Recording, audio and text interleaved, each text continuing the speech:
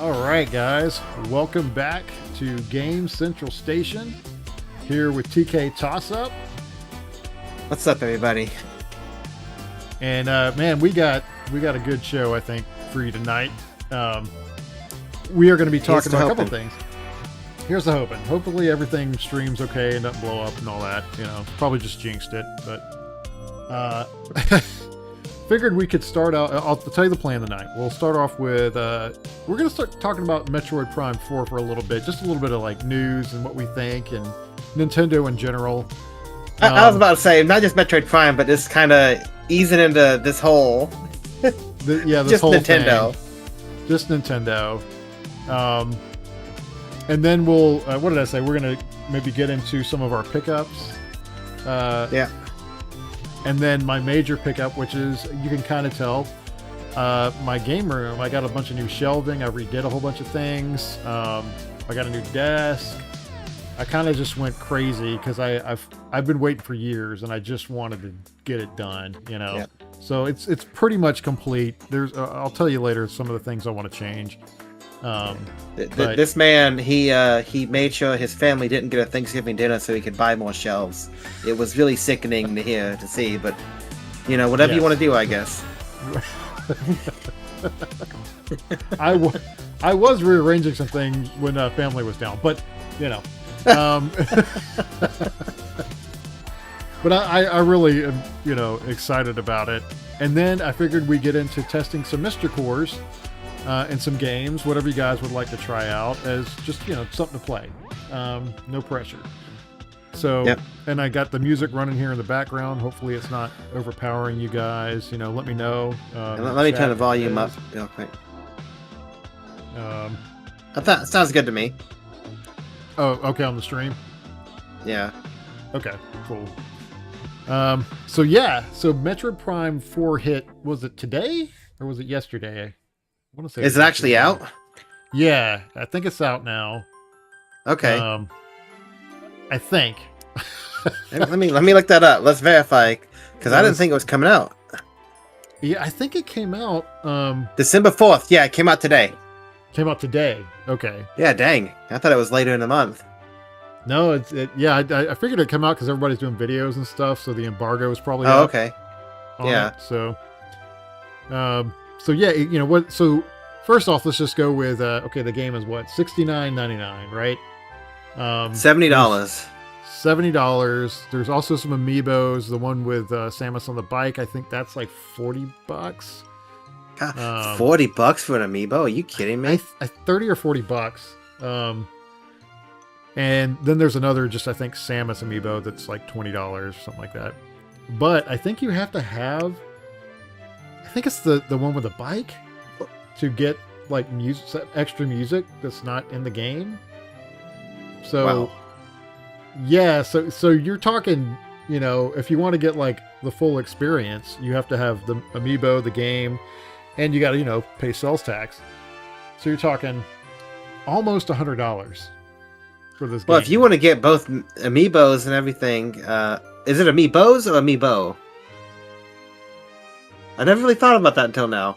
Amiibos. No, it's amiibos. Because like remember when you walk past that sign, it go amiibos.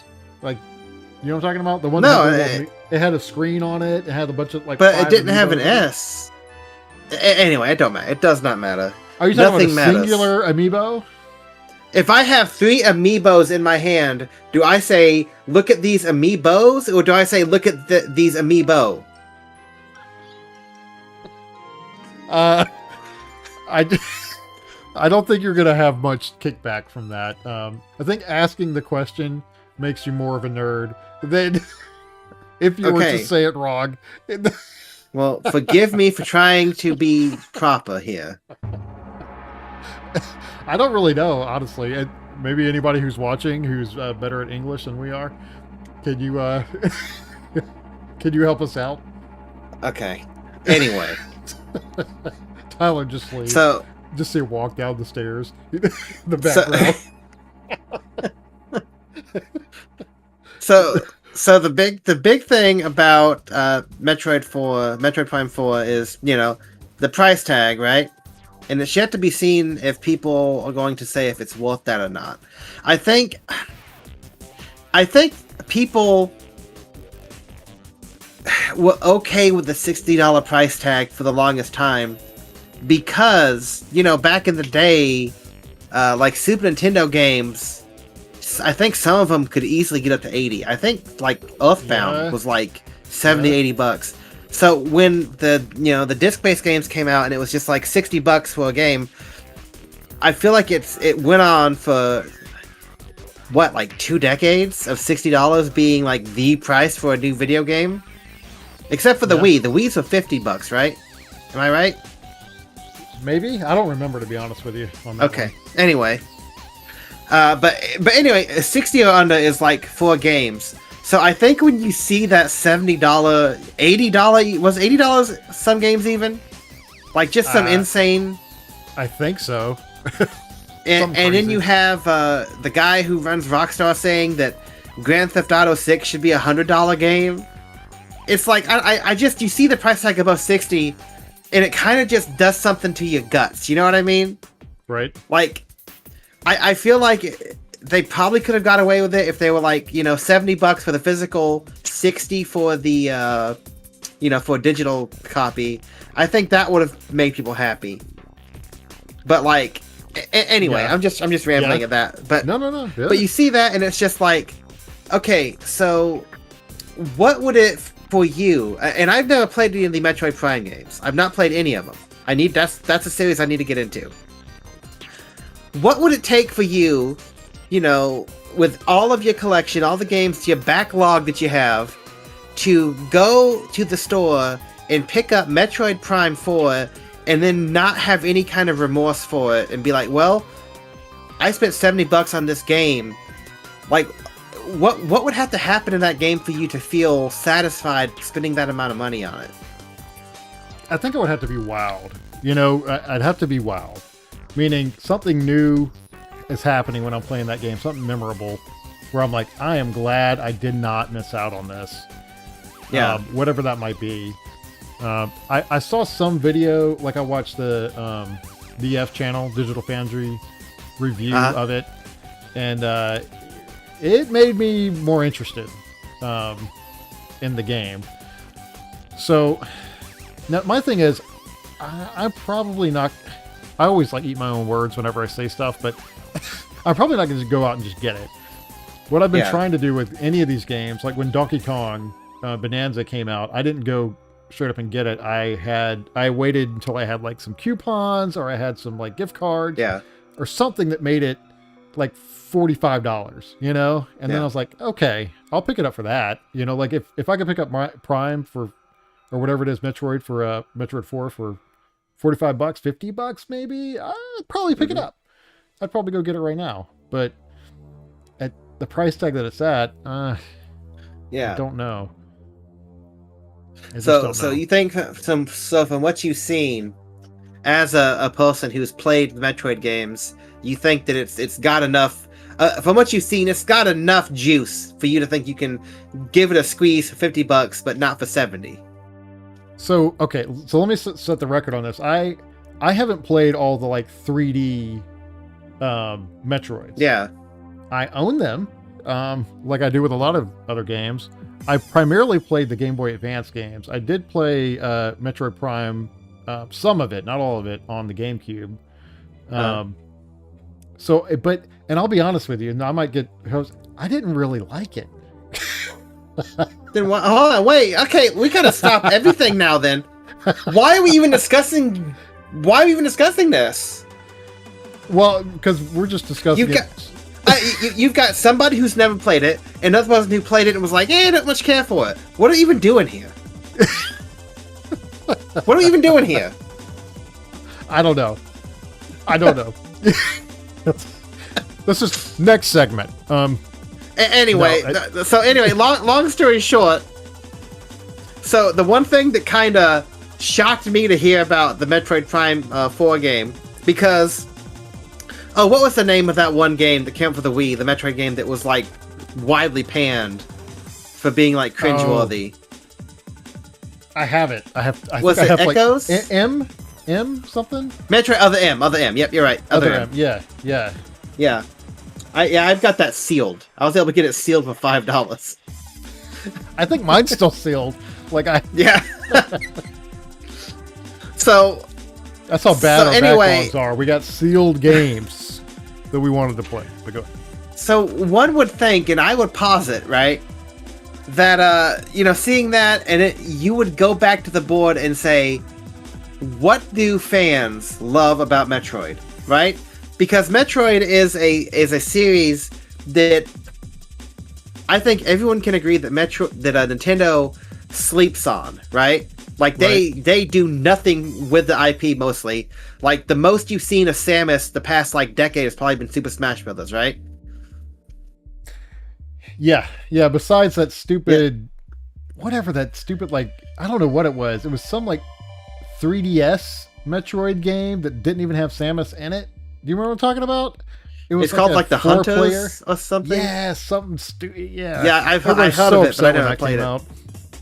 So anyway, you would think that they would try to sit down and say what makes a Metroid game, and even from the very beginning, and especially in the Super Nintendo version, and from what I've heard in the Prime games, is that you have this sort of alien planet, isolated sort of deal, and it's okay, that's cool. And something that people complained about is there's Marines, Space Marines types NPCs in this game, right? Yeah. And I heard about that and I read it and I was like, so okay, that's fine. You can't have every single game be the same, right? Right. So you're gonna have to add to the world, add to the lore, and if that includes having more people in there, I could see there being a way that you can have the mix of what classic Metroid is with this sort of this new lore and history of the world or whatever they're putting in there that involves having other people there. But the one thing that I read about that I found extremely egregious, and I don't know if this is in the first part of the game for tutorial reasons or if it's somebody who's there for the long haul. There's an NPC. Let's see, what's his name? Let me look him up here. His name is Miles McKenzie. Have you heard about this guy? Yes, a little bit in the DF channel. Okay. Review of it. So apparently he acts like a more annoying version of Navi. Okay. And he just kind of talks all the time, and if you walk by a place that you need to get a treasure or something to proceed in the game, he will say, "Hey, Samus, you missed a spot," basically. Oh god. Yeah. And then apparently there's 2006 era escort missions with him, and you got to protect him from hordes of enemies because he's so weak and puny. Oh, and God. I don't know how true all that is. I don't know if that's just what I read from people who played they got to play the first 2 hours a month or so ago. Yeah. And I read that and I was like, are you kidding me? Yeah, no, I will give them the ability. I will say yeah, hey, listen, Samus. Right. What's up, Tyler? Listen. What's up, man? But I will give them. I will say, yeah, 200%. Please do what you need to do to change it up a little bit, but you change it up too far. Do you know what I mean? Right. You've got to stay within your balance, or it just becomes what, Halo? I don't know. Right. So from what the DF guys were saying is that NPC isn't that bad. He helps you set up your initial camp or whatever, and then that's about it from what they were saying. Now I don't know if they've finished the whole game. I don't know. It's also very, very possible that based on the extreme reaction to this character, they greatly reduced his ability to appear or something. Maybe. I mean, I don't know how close to launch they got this, but I could totally see them saying okay, well, that's a bad idea. We need to get rid of him. Yeah, and maybe that's what they did. I mean, that would have been a pretty quick turnaround though, to take that out in a matter of a month. Because I don't know how long ago those guys got their initial copies, so they could do reviews. I guess you're right. Yeah. Okay, so yeah, maybe just the initial look had him in it, and it made people freak out. Yeah. So, I mean, I'm a little intrigued, but I'm also like, there's plenty of other first-person shooters out there that I can play. I don't have to play Metroid, and I don't have to play it on the Switch too. So like I can play some other games. So, you don't got to spend $70 to play, one of the many first-person shooters that are out there right now. Yeah, and I think that's go back and play the old ones, the old Metroid. Yeah, that's what I wanted. Yeah, that's the thing. It's just like, I guess if you were like a huge Metroid Prime like fan, this might be something you've been waiting for so long. But it's kind of hard for me to like really like get into it because I never really got into the series. So maybe I'm just not the right person to have any hype for it. Well, but then again, it's just like there's so much that I'm trying to think of what game I would look at and go, I've got to spend $70 on that launch day. I've got to spend that money. God forbid I need to buy a new console. Like in this economy. But like I'm trying to think. I don't think there's a single game. I don't know. So if there was a game like I got the feeling for when I hey Wallstrom. Yeah, I'm just a hater. Oh, there is. Just a pure hater. Yeah. If there was a game that came out that was like the feeling I got when Mario 64 came out, like I was dreaming about that game when I was a kid, right?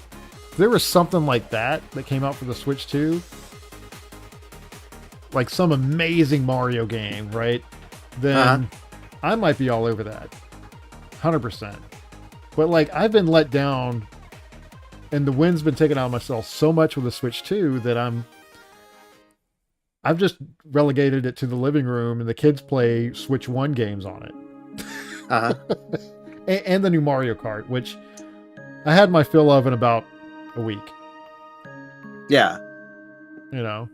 Because it's like, you see, that's the thing, and I don't want to, maybe it's just... Oh, like lame. What? Sorry. I pre-ordered, no, that's all good. I pre-ordered Prime 4, local shop didn't get... That's lame. They ought to owe you $10 for that. They ought to give you $10 back. Yeah, $10 per day they don't get it in, because that's ridiculous. Well, those game stores don't make anything on those games, dude. Yeah, nothing. Yeah, because they're buying them almost at cost. They might make $5-10. That's lame. OG man. Switch version. That's interesting. You gotta let us know how that one plays and stuff.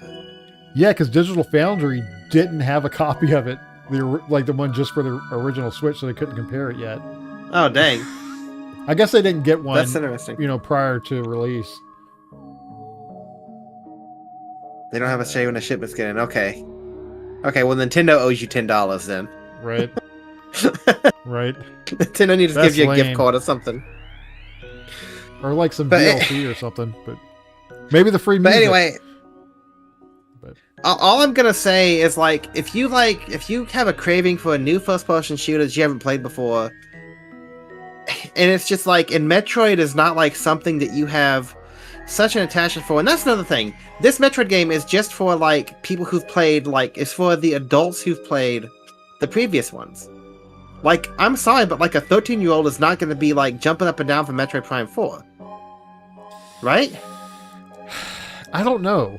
That's the thing. I don't know if you need to have the history to be able to play the fourth of anything. I think a lot of the kids nowadays are dealing with the third and the fourth and the seventh and the 12th and the 14th of whatever the game is now. Call of Duty 7 came out recently, right? Well, Call of Duty came out, back in the day. So those guys weren't even born then. No, I mean, just I don't think a kid is going to be I love Metro. I don't know. Maybe. I mean, if it's another title they can play on their Switch too, then maybe. I guess. I don't. Yeah. They've got They got 5 titles now. Right. Yeah, maybe they played the Prime Remaster. Maybe they had a Wii growing up or something. That's true. They played Dread. Yeah. Metroid's not. Yeah, Metroid's not. That's what we were talking about before you hopped on a Wallstrom. Metroid's not a huge thing, so I could see like a super fan of a series being so excited for this. Right. But but yeah, it's just hard to kind of, for me personally, to justify the price tag for a first-person shooter game when there's so much great stuff out there. Just by the way, just so you know, if you're like the Fear series, right? So that's Fear 2, Fear 3. I'm gonna say probably conservatively 60 hours of game time, most likely more. You can get it for under $10 on Steam right now, and the game is so old you can pretty much play it on any computer that you can get like nowadays. And I'm telling you, that game is the first one at least is a blast. That one's worth $10 itself, and I'm 2 and 3 play on is good. I think 3 kind of sucks, but you can still play all of those and have a time. Right. And that's kind of what I kind of really get into. Like, there's just so much. There's such a backlog of incredible games that, like, getting a game day one now just seems sort of like, it just seems sort of like not wasteful, but it's just like, there's just so many games out there. Unless there's something you're just super passionate about, you know what I'm saying? Because I believe there is this feeling of being in that time zone when you go out to buy it, you know, the night before or whatever, and the excitement that goes around all the videos and the stuff on the internet about it. There's like this aurora around a game release, and that's exciting and fun. So if it's a game that you're really into, I get getting it on the first day. I don't do that as often, but like Halo games, I'll go get them the first day because I just gotta. That's just me, you know. Final Fantasy, like Final Fantasy 7, the remake stuff, I go get them. I don't care, you know. Like I'm gonna pay the $60. That's my stuff, you know. If there's a new Astrobot that comes out, like this guy up here, I'm totally getting it. That game is amazing, you know. Yeah. But not everything. There's games I can wait on, you know, like Metroid Prime 4. Yeah. So Wazrim, so you said you were excited and they started showing footage of the bike. So you lost excitement when you saw Samus on a bike, or your excitement like flew off the handle when you know, no pun intended, flew off the handle when you saw Samus on the bike. And let's see, I think the Metroid franchise isn't at least popular. Yeah, Metroid has a dedicated but loud fan base. They really want Metroid, and it seems like every time they get a Metroid, they hate it. Yeah. Oh, got less excited. Okay. Yeah. I don't know. I think the bike looked kind of neat, but once again, I've never really gotten much into Metroid. I played Super Metroid. But that's about it. And I really liked it, but yeah, I don't know. The bike, I think the bike was cool. To me, I was like, oh, that's neat, you know. But then I saw a video of it just riding around in basically no music, silent desert.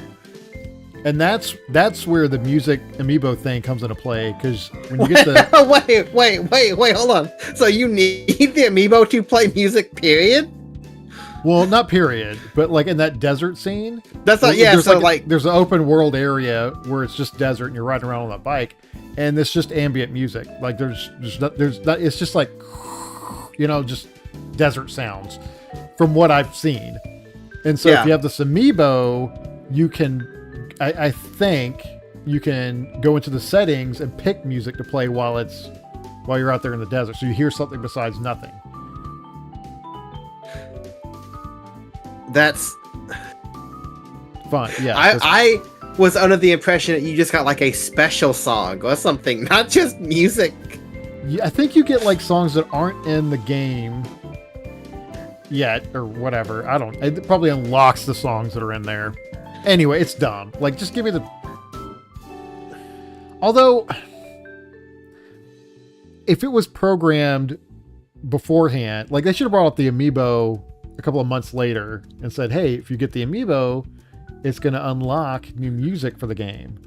I would kind of understand that, you know, Like, okay, there's something extra I get, but now it feels like, wait, why isn't it part of the game to begin with? That's the feeling that you get now. But anyway, enough harping on Metroid Prime 4. I think we'll harp on this for a minute because we hinted at it.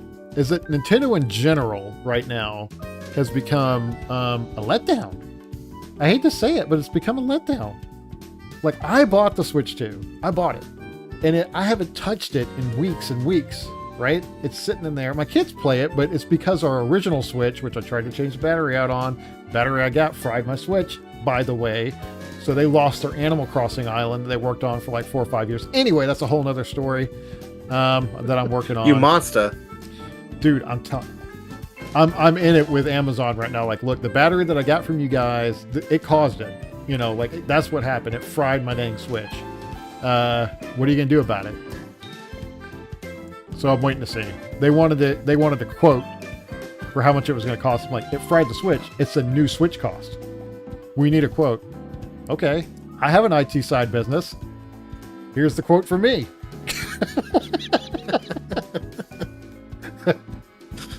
Anyway, sorry. You should also have included about like $500 for pain and suffering for your children. Pretty much, dude. I mean, I read somewhere I could send the Switch off to Nintendo and they can like pull the Animal Crossing file somehow. Anyway, I don't know if that's true. Anyway, but back to reeling it back in. Nintendo right now is just not as memorable, exciting, something that I really cared about. You know, like I don't really. Yeah. I almost feel like I'm forced to play the games that I buy for the Switch 2 because I spent so much on it. You know? So much on it, yeah. That's where I'm at. So I try so hard, and you know, I hop on this a lot, and I'm sure you and people who listen to this stream are tired of hearing me say it. But I try so hard to not like fall into that like awesome, grumpy old men. but like that mindset of just like everything is bad now, you know, gaming is dead, all that kind of stuff that people like to hop on who don't really know what they're talking about. And you know, I try to think of Nintendo and it's just like, you know, maybe like you, me, we're not the target audience anymore, right? Like maybe all of the excitement and all the joy, you know, maybe like that is still like in the hearts and minds of the children that they're marketing, like wanting to enjoy this. And we've just been around the block so many times, there's no more like new excitement in it, right? You know, you see Metroid Prime, it's like, yeah, I've already seen that for 10 years, but you've got like a 14-year-old and they're like, oh, this is really good. Right. But you know, saying that and looking at it and you know, and once again, trying to not be like a fuddy-duddy who's just like everything old was better, because that's not necessarily the case either. But it's like there is a notable lack of like, I don't know how to say it, but like that kind of like, I don't know, like that passion, that joy that you don't have to, you can empirically go back and look. You don't have to be like, oh, I lived it and so I experienced it. I'm sure you can get somebody who was never really into it. They can look at Nintendo now and look at like some press releases or videos or like some kind of promotional material. There's like, I don't know, there's like a whimsy almost. It's just like not really there anymore. And I think it just goes to show like the direction the company's in. Like it feels like that. And I know this is completely bypassing what I just said about children, but it feels like in a way they're trying to be more adult too. Like they're trying to be more Apple-esque, I think, with like the way they handle things and the way they do things. It's just, and it's hard to really like, it's like a je ne sais quoi. It's like just like a feeling that you can tell is not there anymore, or is like very much lackluster. And I don't know where I'm going with this, but it's just like, yeah, there's something there that's missing. And I think you can tell that even, not even excitement, but like, because if you say excitement, that means that like, no, of course I was excited for Super Mario Sunshine because I was 12, right? Everything was better when you're 12. But like, it's not even that. It's just like you look at what was happening around Nintendo during that time. You can empirically say, no, there was more joy. There was more like, it felt like that the games had more like creativity. I mean, God forbid, look at what New Super Mario Bros. Has done to Mario games, dude. It's so. I mean, like, do you know what I mean? Yeah. I think it's come down to that the people that are in those companies are having to put out numbers, right? And it's no longer become about the joy of the games. And I could be wrong here, right? I don't know these people. I don't know what they're actually going through, but just from the outside looking in, it feels like the joy is gone. Like, they don't go to work happy that they get to make these games. They go to work like, crap, I got to meet these numbers. I got to put this thing out before X date. I got to do it, whatever. And it's no longer been like a family atmosphere in those companies. So the joy in the excitement, and that's where I was talking about, the excitement that those guys had has been diminished. Oh, you mean like in the company, that excitement? In the company, that kind of like, yeah. Oh yeah, no, I can feel that too. And yeah, Wasm says, there's so much coming out now. Releases felt so spread out then. So yeah, you had like there were less games coming out, so that means more like, and you had smaller teams working on them, but they worked on them and they put games out. And then all the stuff came before, so you can compare it to everything else under the sun. So that makes it harder. But like, to your point, I mean, you can really see it in like Nintendo's design philosophy, right? Right. Like every single console was like, there was something wild about it, right? Like Nintendo, Super Nintendo, those are just kind of cartridge based, but Nintendo 64 had the crazy controller that was built. That controller was built for Mario 64, and every other game was like, it's like built around it. And it was just like, we need to make a controller that works in 3 dimensions, and they came up with that, right? And then you had the GameCube come out, which was a little box, right? A fun little cube with a handle on it that has such an iconic look, right? And then, I don't have to talk about the Wii. I only have to say a thing about the Wii. That thing, printed so much money, and it was such a unique controller. Everything about it, that was the whole thing. Is you got it for the gameplay, for the unique games and the crazy games that would play on it. And what they have for the handhelds, the DS, then you had the 3DS. Like, even though it was the same form factor, they went and they tried to make like a neat thing to go with it. And then it goes to the Switch. They got out of that, dude. I mean, I don't count the Switch as like a 3DS. So I mean, it's their handheld now. They've converged. So the Switch's big thing is it was both a handheld and a console, and you can like take it out and you could take the Joy-Cons off of it, and it's like, that's neat, but no one really used it that much. No one really messed with that. And then Switch 2 is just like, it's just a improved Switch. And it's like, that's like the first console that I've seen in my lifetime, right? That hasn't had some kind of like something to it. I mean, I guess their gimmick is you have a mouse, right? So like there was an attempt made. Like, I think they tried, but it just doesn't smell right. Right. Oh, Wasm's right. I completely bypassed the Wii U. You did. I completely did. Yeah. Which was the essence of the Switch. Yeah. In fact, when I bought it, because I was a big Wii U guy. I have the kiosk over here. I really like it. When I played it the first time, I was like, sweet, I got this tablet. I'll go to the other room. I can take it to, play it before bed. This would be great. And I walked down the hall and it disconnected. Because it didn't go that far. And I was like, lame, But then the Switch realized that. Yeah, but the Wii U was like unique in its own right, because it had a screen controller that you could use for like maps and stuff. You can't do that with the Switch. The Switch is it's a screen. It's got a gyrometer in it, and you can move around and stuff. But I don't know. But my point still stands. Wii U historical revisionism aside.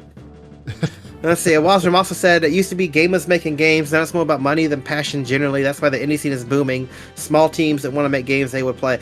Yeah, I mean, I'd have to agree with that. I mean, in an essence, because you don't hear the story like the dude who made Harvest Moon, right? Natsumi, they told him like you have to be working on other stuff while you do this because they didn't think anyone would want a game where you farmed, right? So he would like sleep in his office to work on Harvest Moon. I mean, a lot of people you hear about them programming or whatever, working on these games and sleeping on their dang desks, you know? And it's just like, that's the thing. To meet a deadline, sleep on your desk is awful. But people who like stay up because it's their passion and they want to work on it, that is something that I find like commendable and cool.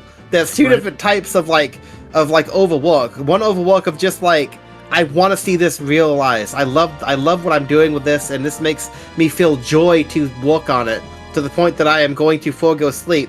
That's cool, but I have to forego sleep because I have to spend more time working on the water physics for GTA 6, or I'm going to lose my job and livelihood. That's not fun. That's not cool. And then once those games are released, they usually fire the whole freaking team.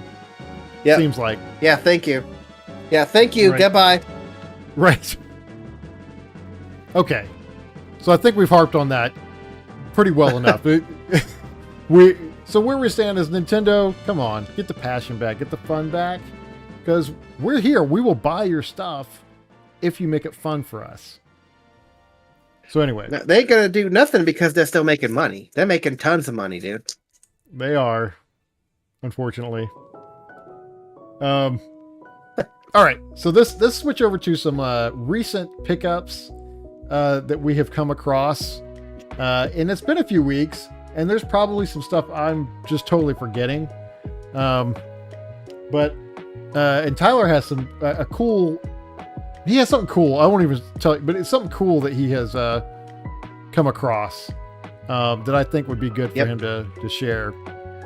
So okay, so yeah, let me show it off. So I want to say, what was it, 3 years ago now at this point, maybe longer? I got Joe a Christmas gift. I got him the Final Fantasy VII Extra Knights Cloud Strife figure, right? It's right there. Can see him? Yep, there he is. Right there. Yep. Still up in his package. Now, I got him, and then while I was looking on eBay for the stuff, I also noticed there was an Aerith Gainsborough figure as well, and that one was only $15. So I was like, I may as well grab that one. And so for like 3 years, I had that figure, and something kind of bit me. I want to say in July, maybe a little later than that. Yeah, it was earlier than July. I wanted to get the whole set. So for the past 3 or 4 months, I have been, keeping a close eye on eBay, waiting for the egregious prices these losers were asking for some of these things. For me for someone to put one up that wasn't as bad, wasn't as crazy, and then wait for and I had to wait for them to have a make an offer, because I'm the lowball king, baby. I will lowball, and I will get a deal.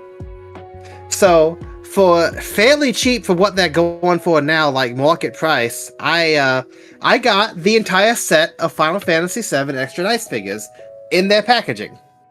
Awesome. So here he is. Here's Cloud. Nice. Yep. And by the way, guys, the back of all of these figures, they actually from the factory taped it, right? Yeah. Like that's not. Yeah, it's taped. Not some. Yeah, they just taped the plastic housing over it. Anyway. Yep. Here's Aerith. This is the one I've had for the longest.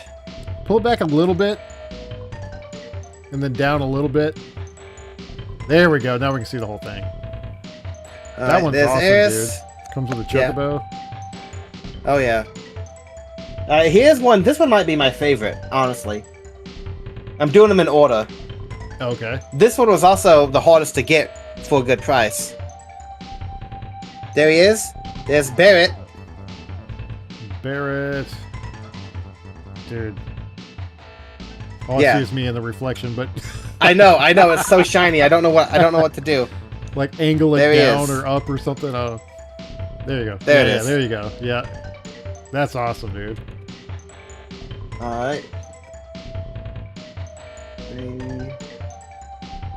I'm trying to do it in the order.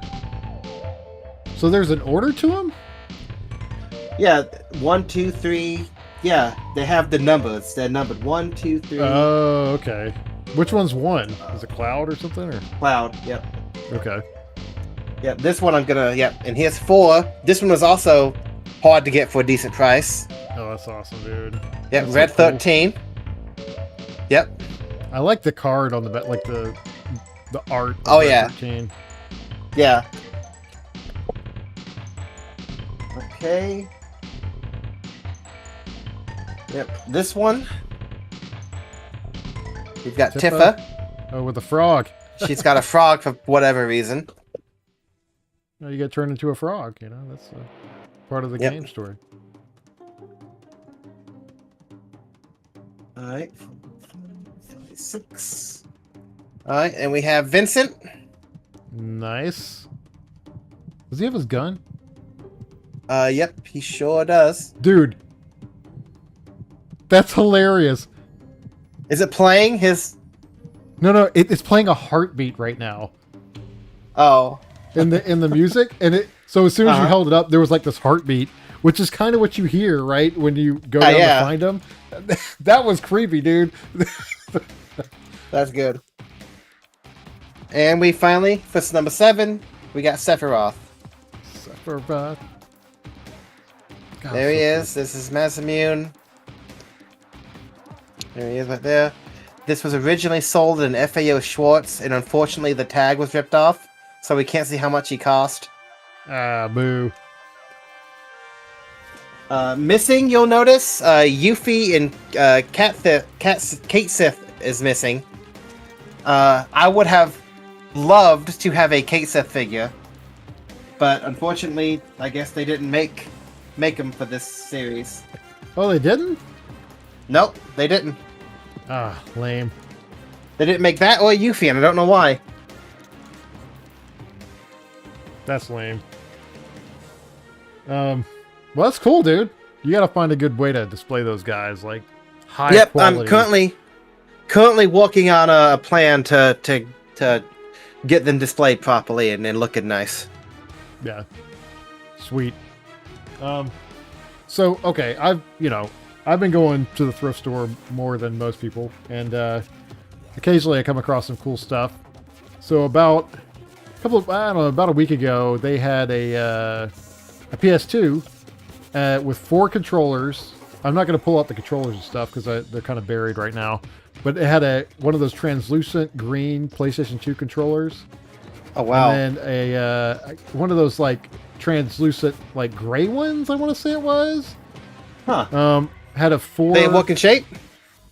They look like they would be. I haven't got to test them fully, but they're a little sticky on the top of the thumb pad. You know, they all kind of get that way if they're in the heat. And it came with a 4 controller tap, which was kind of cool. And it also had the network adapter, which I've taken off. But here's the PS2 that I picked up. Awesome. Took out the network adapter because I was trying to see if there was a hard drive in there. That would have been really cool. It looks like it's in good shape, but it's pretty dusty, nasty up in this guy to the point of it doesn't actually stay on for more than about 4 or 5 minutes. Ooh. So I got to take this apart because it's clogged. Yeah. You're gonna want to clean that out. Yeah. But I mean, it's not like chipped up like or anything. Whoever had it was a smoker. No, it doesn't smell like smoke.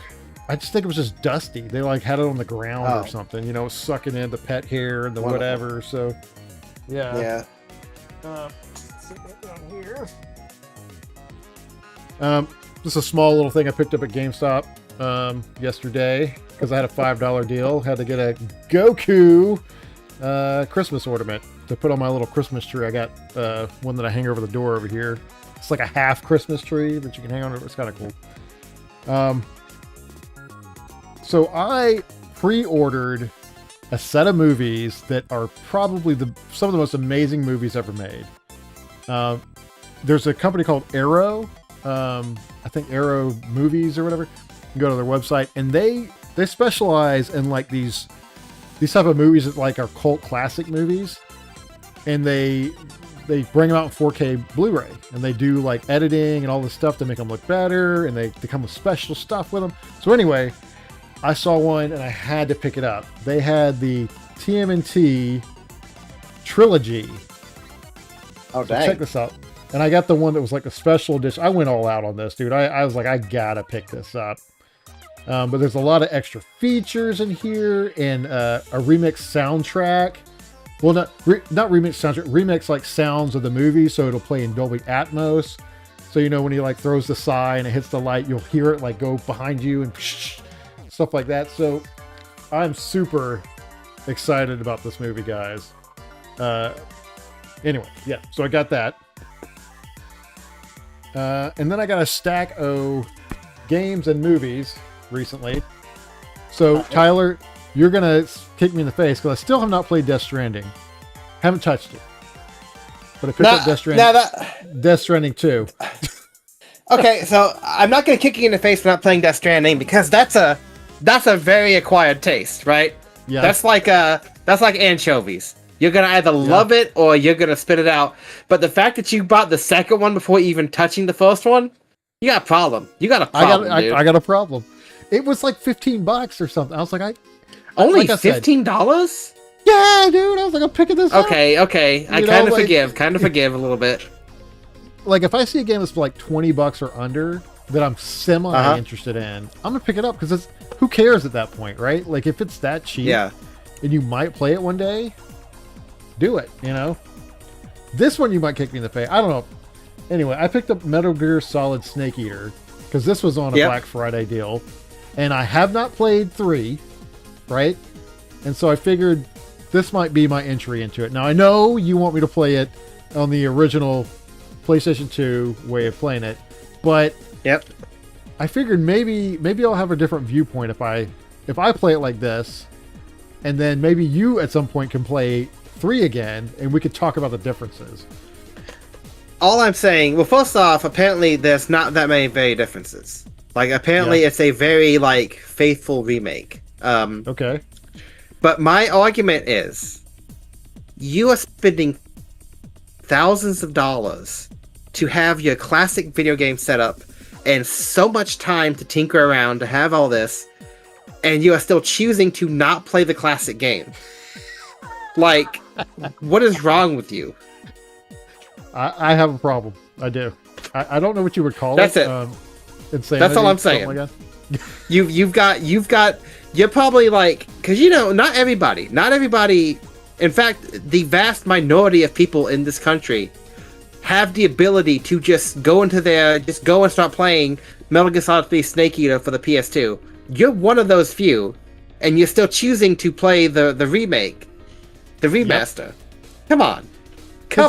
I am somewhat of an AV snob. And if I can play something or watch something in a higher fidelity way, I'm going to try to figure out how to do that. Then why are you doing this? Why are you doing all this, dude? I like tinkering too. It's great. So here's another one. Star Wars Outlaws. Okay. This was $15. Didn't that game wasn't that panned when it came out? Like, panned? Wasn't it like awful? Like people didn't like it at all? So I think there was some of that, but I think they did some sort of update or something like that, and the reviews are okay. So I figured this was $15 too. I was like, I'll get it. $15, sure. Why not? And I like Star Wars. I'm a Star Wars guy. So anyway, pick that up. And the rest of these are movies. Now, okay, another one. Most of these are good. You're going to kick me in the face feeling. Anyway, Am I really that negative? So, just to go prove my point that I have to watch something in a higher fidelity than it probably ever was meant for. Okay. 4K Ultra HD Rudolph the Red-Nosed Reindeer. Did you hear that they came out with a video game of this recently for the Switch? No, I didn't. Yeah, there's a video game that came out recently of this. So Let's see. MKG Man says you never played GameCube version of Metal Gear, Joe.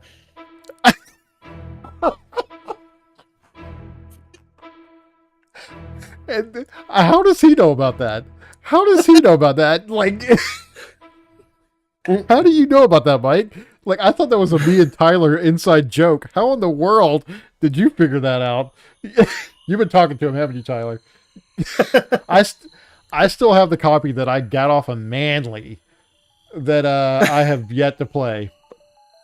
Hey, if you ever want to offload that somewhere, that's the game I would love to put in my collection. But I can't just get because it's like $200 or something nowadays. It's insane.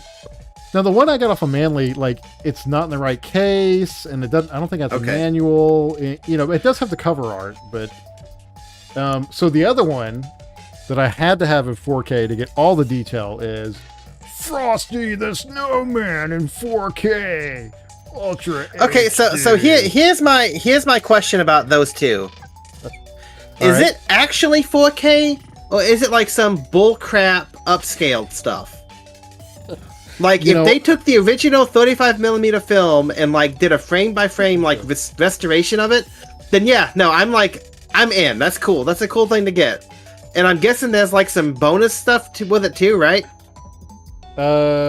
Sure. Is there not any bonus features? Oh, okay, here we go. Okay. Enhanced bonus features. The animated world of Rankin and Bass. Original pencil test. Commentary with animator, historian. Yeah, so, I mean, these were $10.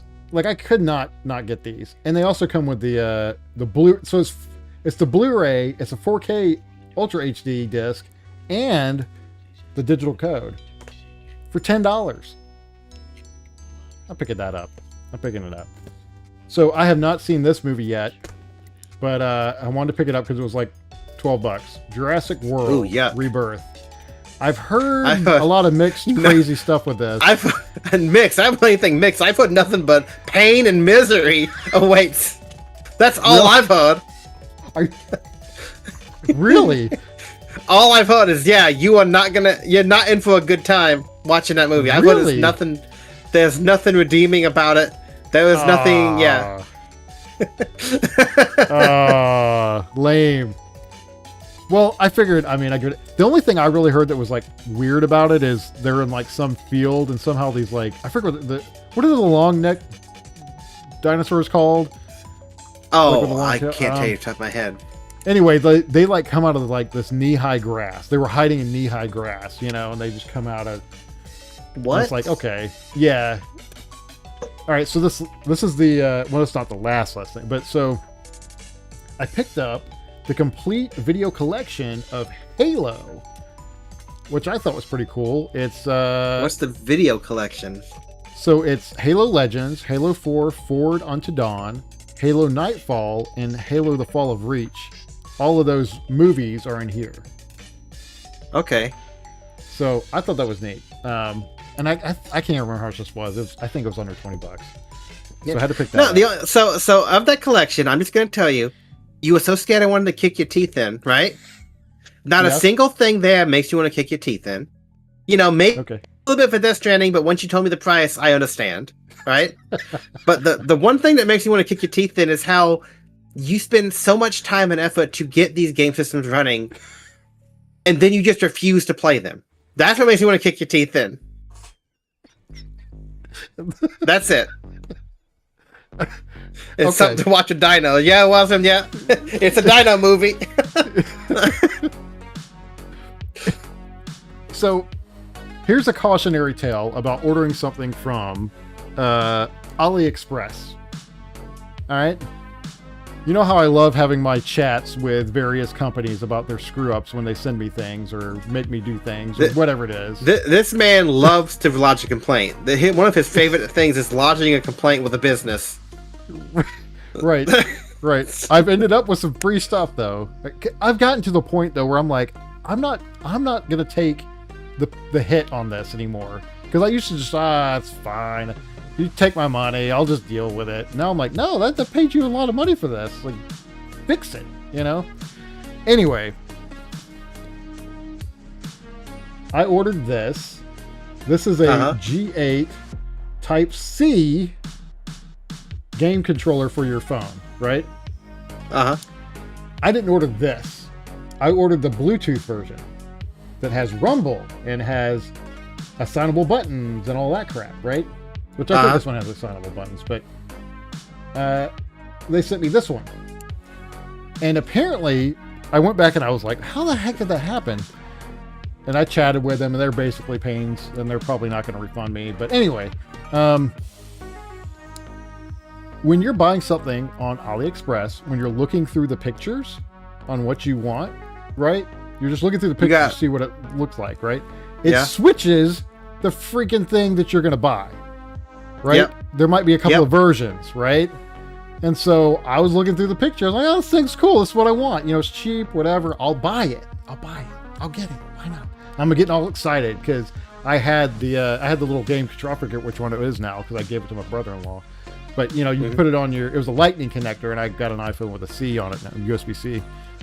Dude, I had so much fun with that thing. I was like, oh my gosh, I'm playing all these games on my phone. You know, it's great. Like, I'm playing PS1 and NES and all that stuff. I was like, oh, great. They sent me this. So I don't know what I'm going to do with this. Might end up being a present for somebody. I don't know. But anyway, I got this. I went on to Walmart. Walmart had it for cheaper than AliExpress, what I wanted. I ordered it off of there the other day. Yeah, I didn't expect that at all. I was like, let me check Walmart. It was cheaper. It's like, crap, okay. Dang. Yeah, so maybe go check Walmart instead of AliExpress, guys. So yeah, that's my small pickups. Now, it's the major pickups. I picked up a new game room. Pretty much completely new game room. I didn't have time to figure out like showing pictures and everything on here. Was it less yapping, more playing? Yeah. So man, it's been 2 weeks since we streamed. We got some backup yapping to do. Yep. I should have been. I thought about that actually. I was like, maybe I should next time. I'll just start playing and we can yap. You know, about these topics. Yeah. So, you know, I'm still learning, but. The biggest pickup, though, is these shelves, right? So let me see if I can destroy everything that I've set up for the stream, just so I can show you what's going on here. So if I go here, I'm going to switch on to what's called Center Stage, and hopefully this will... Yeah, okay, so it's going to follow me. So, the other thing I got to try to do is figure out how to switch my microphone, which I might not do. I'm just going to walk around, and hopefully this mic will pick me up if I scream in it. How about that? All right. There we go. Can you guys hear me? Yep, I can still hear you. This arm thing is really actually kind of awesome. All right, so I got these shelves, the whole shebang here, if I don't fall over on my Wii U kiosk. I was able to put my ultra wide CRT right here. It is hooked up to my Extron, which allows me to switch a bunch of game consoles to it. So right now it's PS2, Metal Gear Solid. I was able to fit my 65-inch LCD feeding into me over here, and then over here my 4x3 Sony and my GX. Along the bottom, although I don't know if it's going to do this. Let's see. Come down here. Come down here. All right. Yeah. Along the bottom, I have all my consoles, which is what I've wanted in this really nice lighting, which is kind of blown out on here, but It works. I got my chair here. And I don't think this is going to work. I think it does. Yep, there you go. That works. PlayStation stuff is over here. So, the whole setup. Up here is my box console, some other knickknacks, and all my Halo stuff is up here. There you go. See the Xbox 360 sign and everything. Yep. So that's that. Now if I can get my dang microphone to go back where I want. Yeah, those shelves are really nice, and I'm working my way up to trying to get some myself. And that's all I'm going to say on that topic. Yeah, they have really changed up the room, because before, for anyone who doesn't know, is I had a bunch of brown cube shelves as my setup. And they were like different colored. It just kind of like, it wasn't like bad. It just for the junk he had, it was not working. Right. This shelf really opens things up. These shelves really open things up. They really do. And so, something else I'm going to do real quick. I'm going to do this. I want to show you the bottom here. So I'm going to unhook this from my little stand. Oh no. It's all wireless. Uh-oh. You guys are coming. Uh-oh. Here we go. All right. Hopefully still connected over there. Looks like. All right. So down here. You might need to speak up a little bit. Oh. Forgot the mic. Sorry, guys. All right. All right. Can you hear me okay? Yep, I hear you okay. So down here is all the Nintendo stuff, right? NES, Super NES, all the way up to the Wii U. Uh-huh. And it all looks pretty cool under here, all lit up. Then the Xboxes,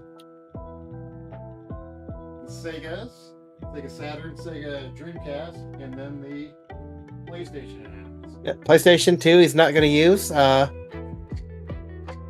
using it. Then all the TVs and stuff, like I showed before.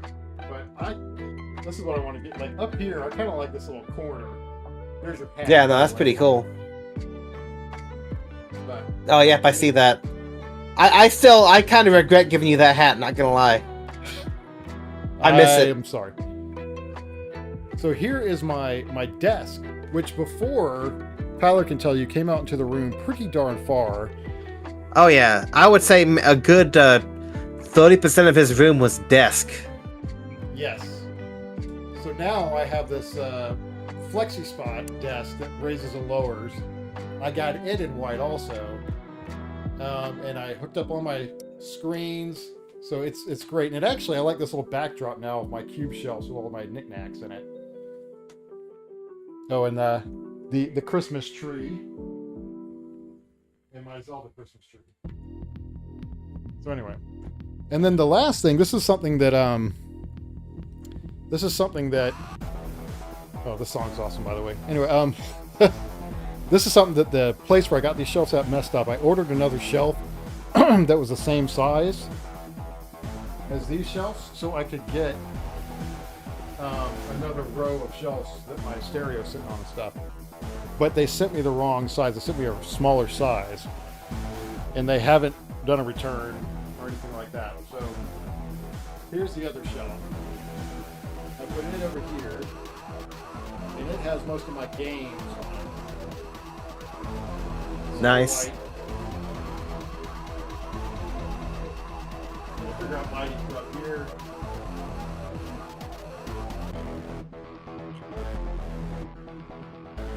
Virtual Boy running.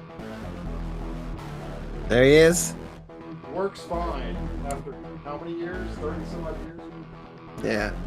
Yeah, that's wild. The last part of this this setup that I want to change, that I need to get more shelving for, is over here. I feel like this is not very well utilized, right?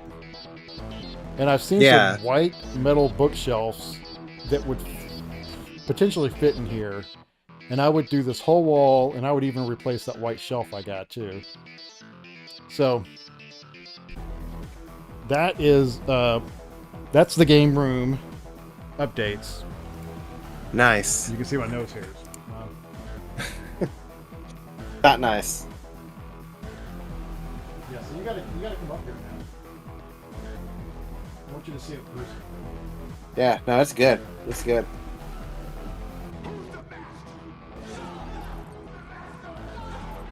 I really wish that that you did a video like that of how it looked before you cleaned up. I have one on my channel. Oh, so you do have a before and after. Okay, cool. Yeah, no, I did it like a while ago, but it's... Okay, pretty much the same. Yeah, I did it before Southeast Game Exchange, I want to say, like the year before that or something like. Anyway, I don't remember exactly. Yeah, MKG man asking where the Wii U display is. Oh, sorry, I didn't show that part. It's right there. Unfortunately, it's right there, and not in my house. Well, you see that steering wheel right there? I picked that up at the thrift store last week for like $40, and it came with like a PS4 fighting controller too, and all this stuff. Oh, cool! And I didn't know if it worked. Right, the steering wheel. I hooked that joker up to I got a PS4 Pro down there, put on the VR, and that steering wheel is probably the best steering wheel I've ever got because it like. Oh wow! It fights you precisely. Like some of the old ones just jerked your controller or jerked the steering wheel one way or the other. This one like feels like when you're going over gravel, it's doing that. Oh, that's awesome. Yeah, it's and really. I bet with the VR headset on, it probably feels really crazy. It's and it rumbles, so it's, oh man, it's been fun. I had the kids playing it over Thanksgiving holiday. It was great, man. So if you see one of those steering wheels, pick them up. So anyway, that's my biggest pickup is these shelves. I will say I was kind of surprised how thin these shelves are, but surprisingly they are holding about 200 some odd pounds of a CRT. And I laid on one of these shelves. I got up on it and laid on it for a while just to see. So he would rather do damage to his body than damage one of his TVs. Yes. I was willing to fall to the ground through metal to save a CRT. Man. So anyway. All right.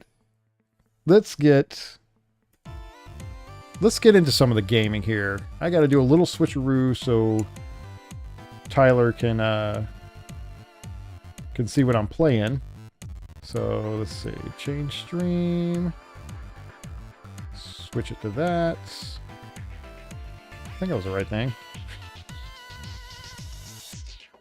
Yep, I see Outrun now. Okay. I did the right thing. All right.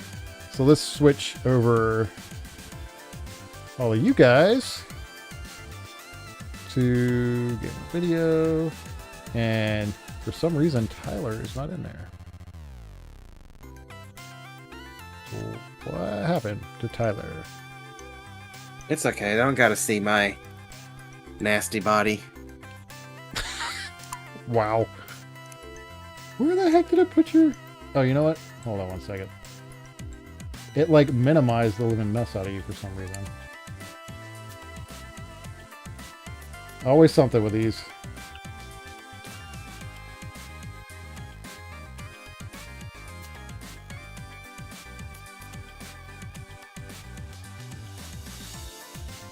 Let's see. Do that. Do that.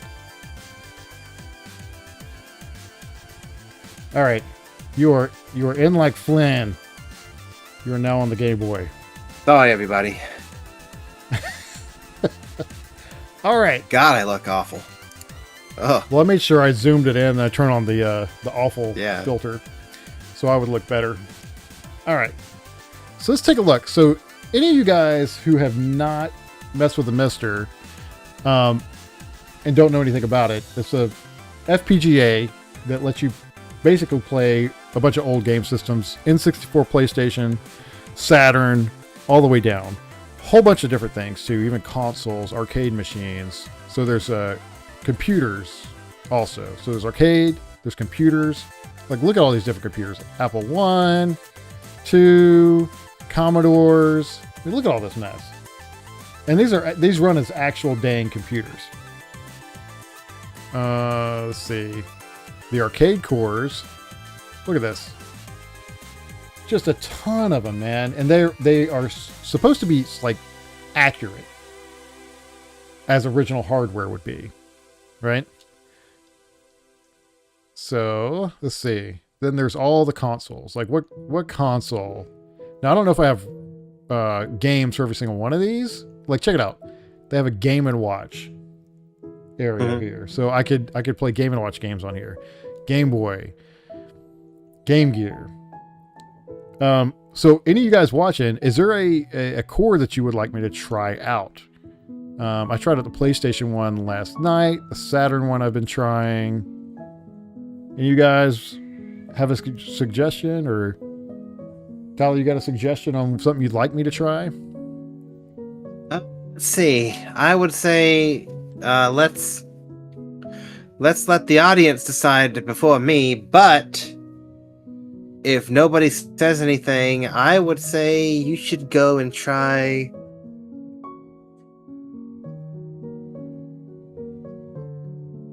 out. I'm trying to think of a game that I've played. Why don't you try out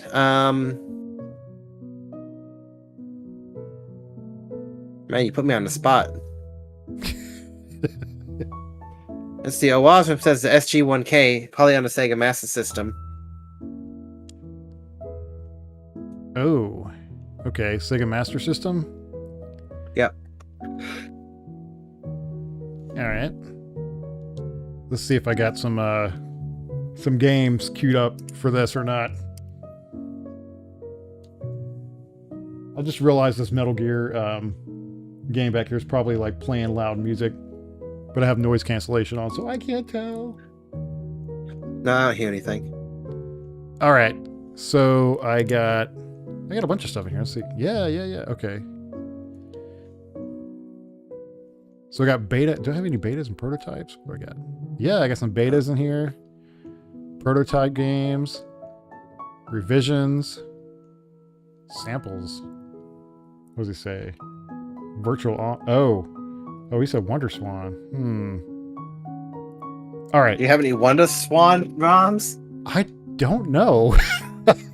I can check, I guess.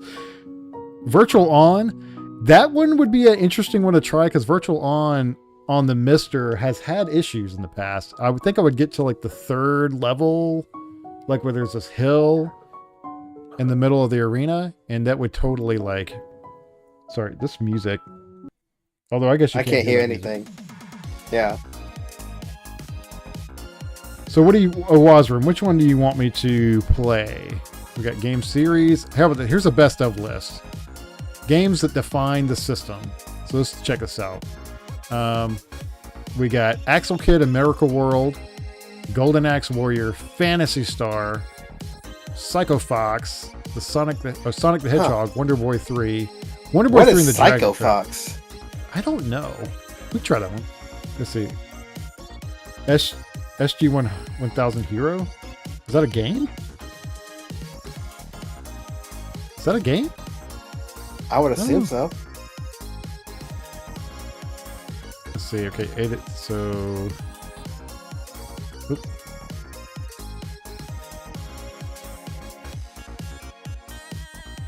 This song I'm listening to. Anyway, I don't see that as a game. Unless you're just talking about Hero.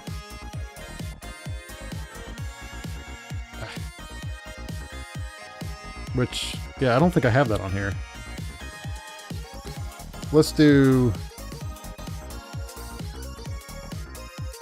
Oh, there it is. Okay, look at Sega SG. Oh, so I don't have anything in there in that one, unfortunately.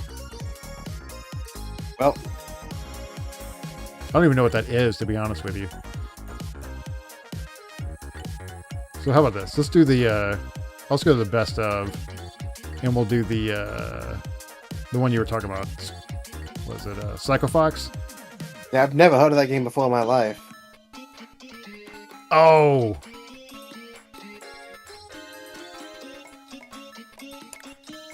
All right.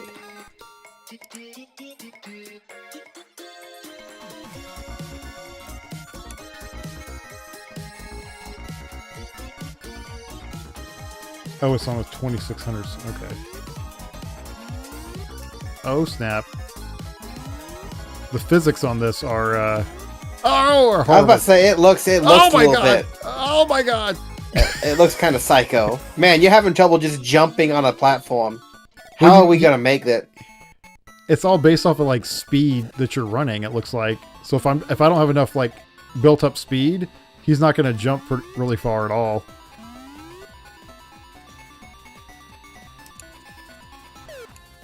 Oh crap, I was looking at the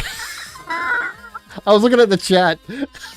I was looking at the chat. You're going to have to look at the chat for me, Tyler. Okay, yeah. Haven't played Hero. It's on 2600 64. No, I've never heard of Hero myself. The momentum on this is rough, so yeah. You gotta be careful with the momentum on it.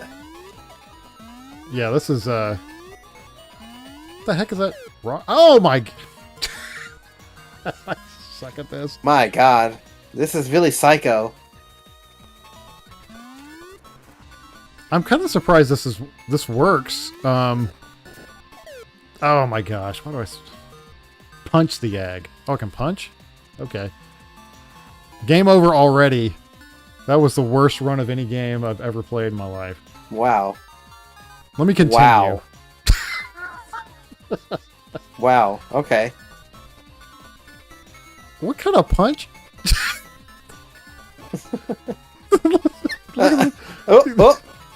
Oh, that's what I imagine the sound he's making. Right? Like his arms That's a coming out of Psycho his Fox socket. for sure. See, I hear Psycho Fox. I think Metal Gear Solid, but you know, whatever. Yeah. Oh, yeah. Alright, so I punched the rock. What did I just pick up? What the heck was it? Alright, cool. Oh my god. Alright, what do I do here? Oh no, oh no. Ugh! Punch the egg! No. What is that? Oh. That looks like a prayer thing. Oh, maybe. I'm so used to Sonic. Alright, we're getting somewhere. I'm so used to Sonic, I thought these were going to fall. These platforms that I'm on. Okay, I'm assuming I have to, like... Oh, you can't... Okay, this sucks. Oh, no, I hit jump! Oh, no! Oh, my God! Joe, what are you doing? I don't know, I'm just running! Woo! My God! I can't believe I didn't die just now. Oh, Watson said, yeah, he forgets what the stairs do. Oh, my... Oh, Probably God. just point... Oh, Joe, come on!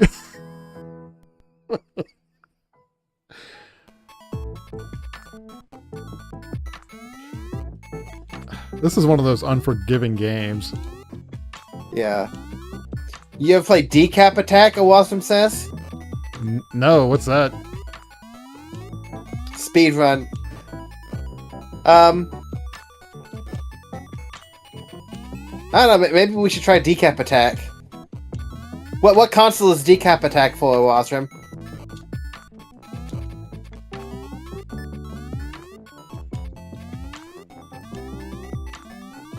Oh no! Oh no! Oh, I made it. Okay. Oh, it's like it's this for the Genesis. I've played Decap. So after this, pop on Decap Attack for the Genesis. All right. Let me. Well, so what did Mike said something to try too, up a little higher. Let's Virtual see. What did On. he say here? You want to try Virtual On? Virtual On. Okay. Let me do Virtual. If you hit the first egg, you get a bird buddy. Oh, does a bird buddy help me in some fashion, or? I would assume a bird buddy is going to be a buddy.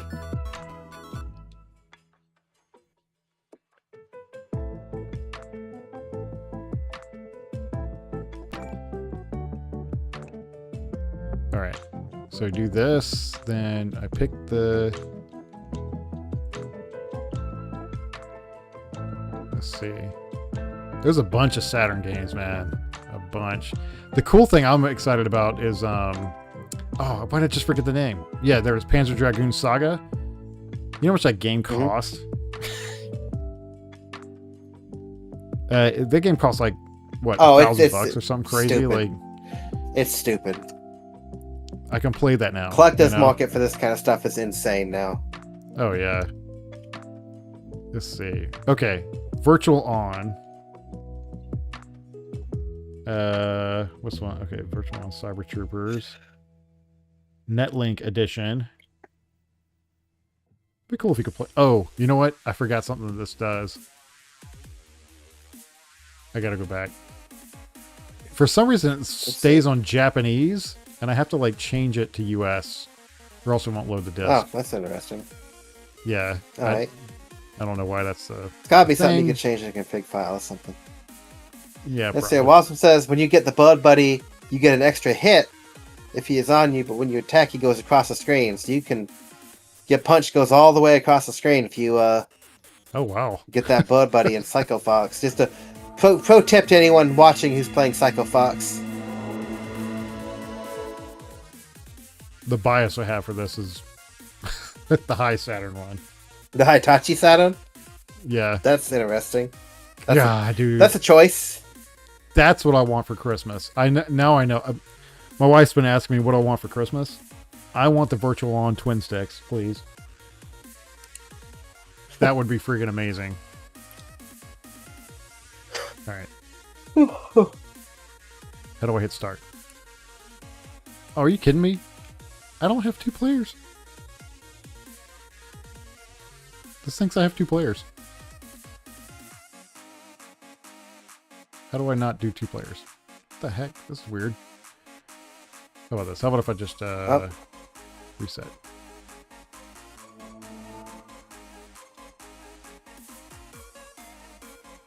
Yes, the twin stick. Do you know what we're talking about, Tyler? Yeah, you showed it to me. I've never used it. Dude, why does this think there's 2 players? Oh, Wasm, I'm a little bit shocked you don't have twin sticks. I would think of all people you'd have twin sticks. Oh, this song. I wish you could hear this song right now. This song is so good. It's Mega Man 2, Literally Metal Pirates by Benjamin Briggs. Really, really good song. Dang. I don't know how the heck... Oh, is it inputs maybe?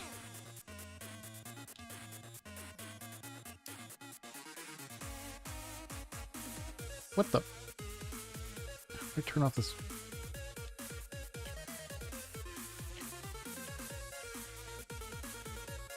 Oh, this is cool. I didn't realize you could change this. Oh, you can do a mouse? No, dude. I could just hook up a USB mouse? Oh, I have your arcade stick, but not the twin stick. Wait, I could do Mario Paint? Oh, dude.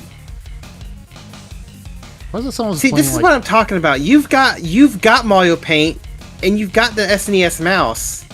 Yeah? Just play it on the Super Nintendo, dude. I have, but now I can play it on here. So, okay. Oh you could have gotten Virtual On for only $400. Why didn't you? Oh, wait, are you talking about my... yeah, so we went to Southern Fried Game Room Expo years ago, before we knew about the Southern... Siege. There's too many dang game convention names, I can't remember them all. Anyway, they have more like arcades for you to play and stuff. We should probably try that again one year. And you should come, Tyler, because you've never been.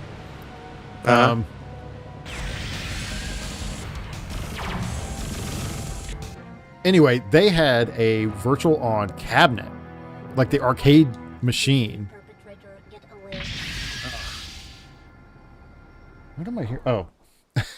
They had the arcade machine. It was $400. And we were playing it, dude.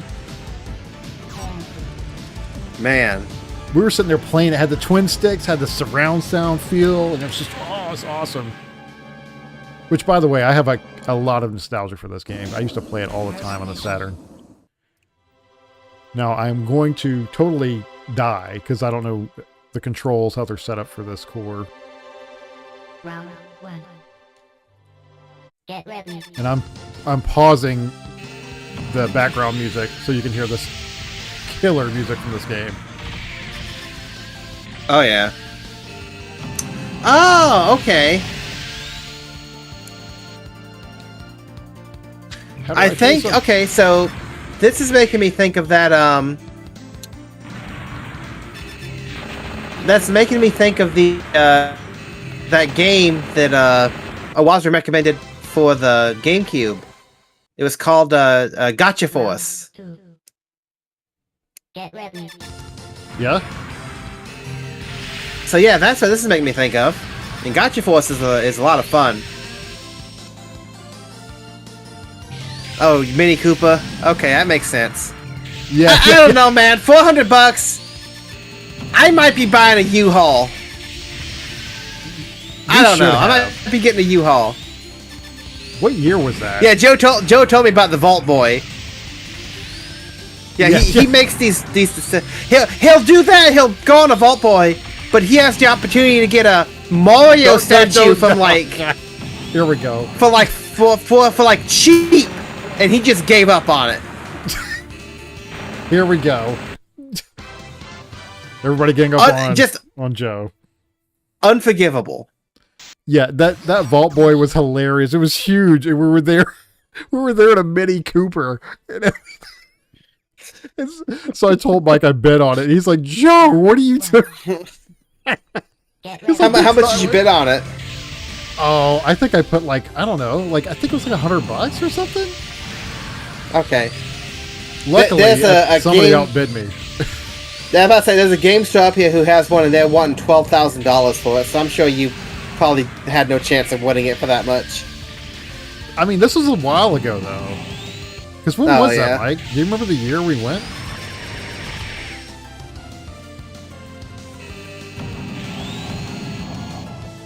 I really need to fix these dang controls. I don't know what... They're like all types of jacked up from the original.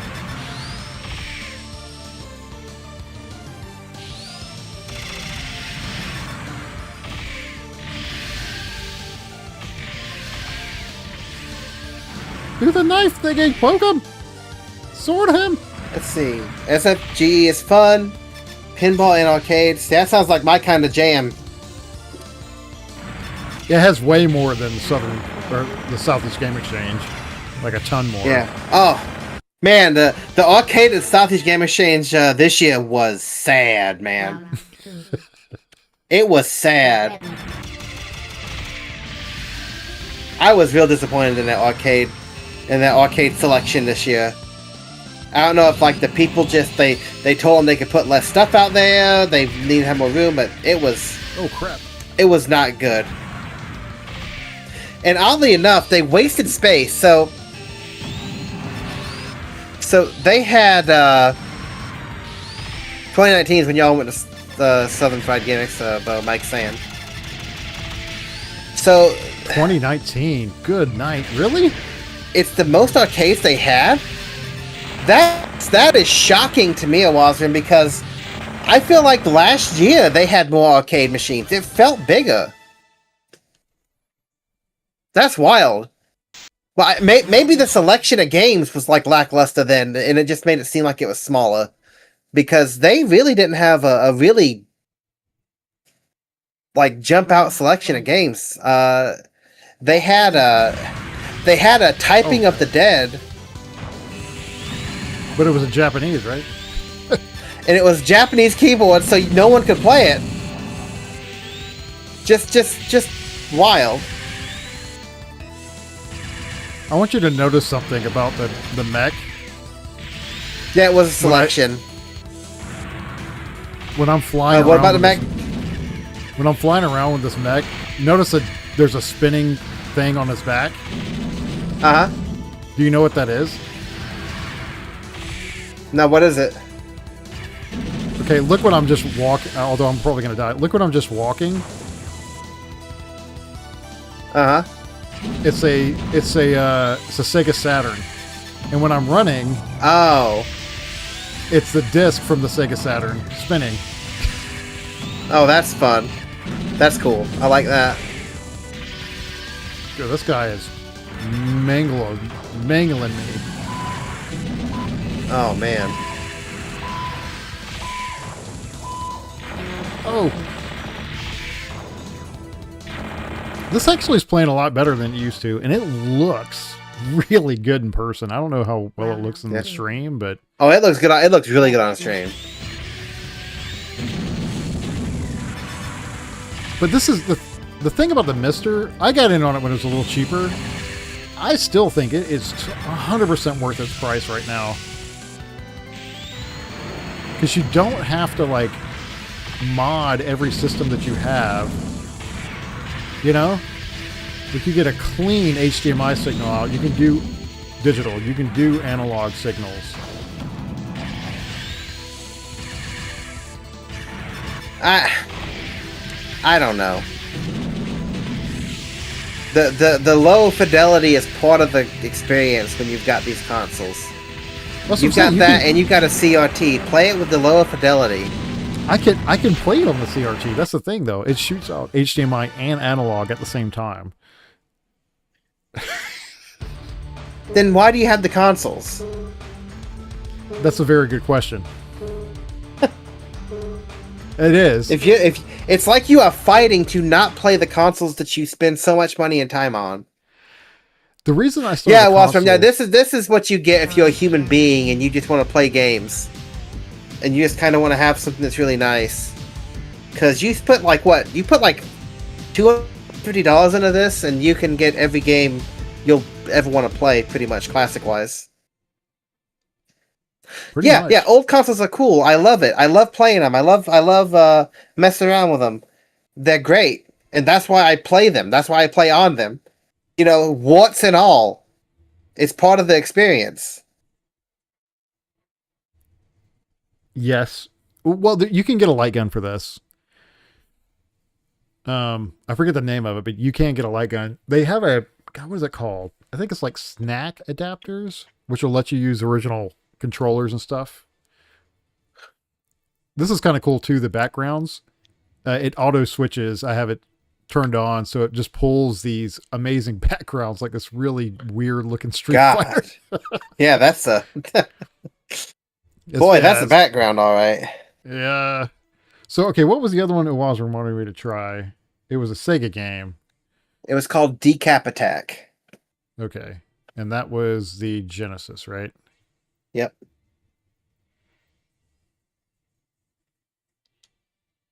That's what's going on. I'm hearing my CRT back here. While this is loading, let me turn the volume down.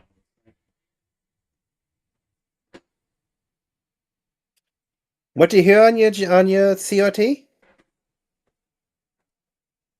I got Metal Gear Solid playing back there still. Ah, okay. So I was like, what is that? Okay, let's take a look. So, oh man, what was it? Decap Attack. Yep, okay. Decap Attack. There it is. Boom. All right. I've never heard of this game before either. I'm so glad all this is working. Because it's pulling all this stuff from my server. And my PlayStation right now is pulling the Metal Gear Solid game from my server at the same time. Decap has a motion in the underworld to invade. Look, it's you and me, Joe. I'm on the left. No, that's me. I'm on the left.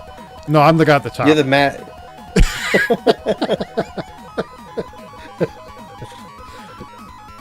God, this looks so clean on this OLED, dude. Oh yeah, no, it looks nice. It's incredibly sharp and bright. Starring Chuck the Head. I've played this, actually. I have never played it. It's a good game. I'd never really made it really, like, far, but Okay. What did I just do? Oh, I walked into like a store or something? I got no idea. Okay. If I hit Y on my... I'm using this. Like a Wii U Pro controller. Because I have like 8 of these things. And the battery lasts 80 hours. What am I shooting? Oh. Am I... Your face. Like you're pressing your face. Krang? Is it Krang or Krang? Yeah, it's Krang, right? Like from Ninja Turtles? You're pushing your face out. Seems like that would hurt me more than... Anyway. Let's not think about it. Can I jump on these guys? Or is that going to hurt me? There's only one way to find out. Oh, there we go. Okay.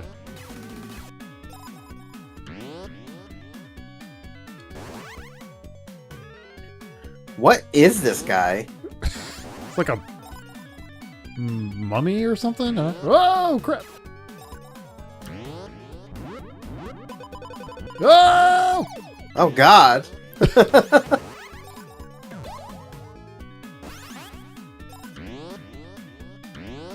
I really like the art style for this game. I'm really digging it. Oh. What? Oh, I see. Oh, you... Oh, my... I'm just gonna make a wild guess. This is gonna be one of those games that sells for like $200 on eBay. Oh, crap. You gonna go check Oh, it? no, actually. You can get it for $30, like with the box and everything. That is really? shocking. Well, it is a Sega game. I mean... Dang, that's pretty good. Is that supposed to be like so, my heart? The top left? Yeah, cheap game. I am very shocked. Usually, when you see something like this, my first, like, I don't know, I just kind of think about, like, oh, this looks like a game that didn't sell much, but kind of had a second life later. But no, I was completely wrong. And that's kind of cool, too. So that means feasibly in my lifetime, I might be able to own a copy of Decap Attack. Oh, crap. If I see this at Southeast Game Exchange, I'll probably pick it up. Yeah? I'm a fan. I like the way it looks. It makes me think of Plock. Yeah, Genesis. Luckily, Genesis, like Sega games, you know, the Sega CD and the Saturn notwithstanding, most of them you can get a lot of them like pretty cheap.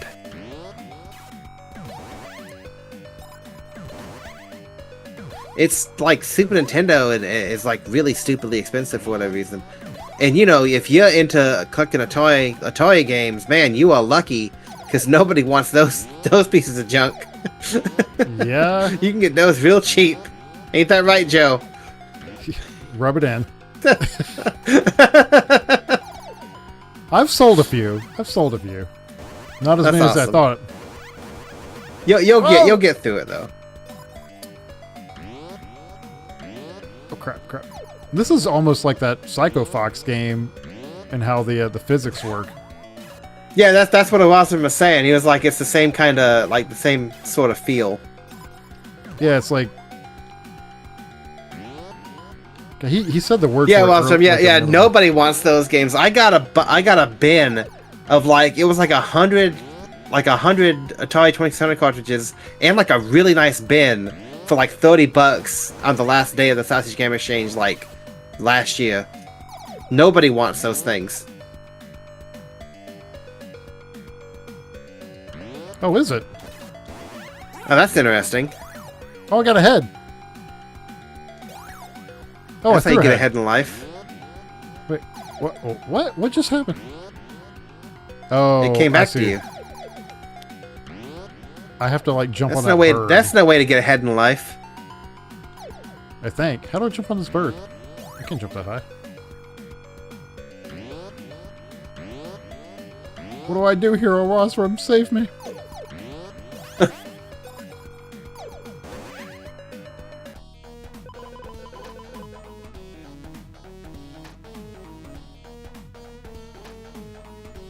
What is this thing?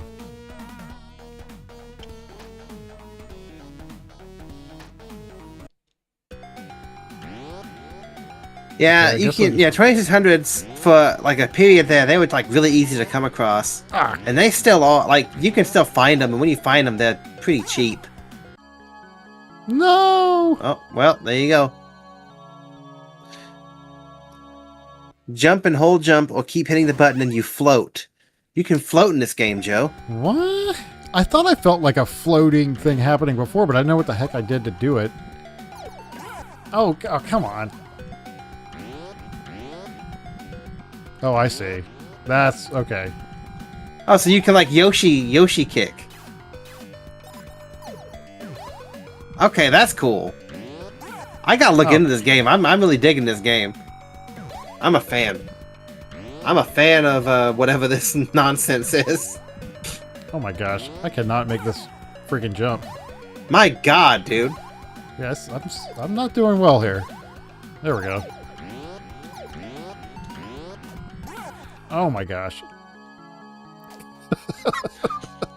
So you're supposed to avoid the arrows that are coming at you, like as projectiles? Oh, I thought you were supposed to catch them. Yep, no, the aim of the game is to not get hit by those things.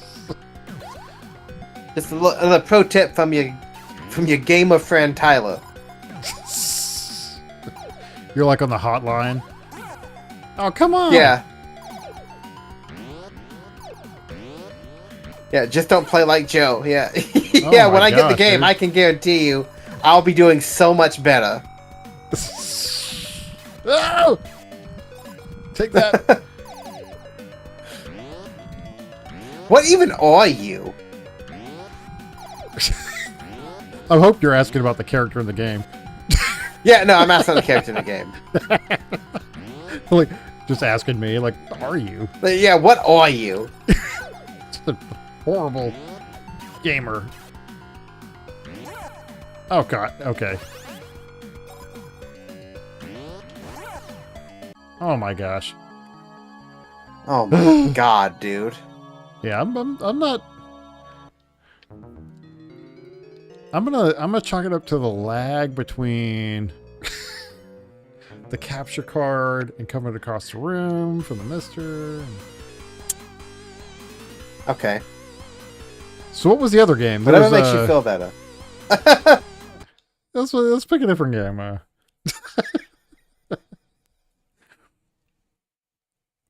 You have that one loose. What am I getting it complete? Yeah, no. You can get for $25. You can get it complete on eBay right now. And I'm not going to say I'm not tempted. But I really shouldn't. That's really good artwork, too, you know? Mm-hmm. Yeah, it's definitely not as bad as Psycho Fox. That's for sure. So somebody said, what, the Wonder Swan? Was that Mike? You want to play a game that's bad? Like a bad game that I played when I was a kid? Sure.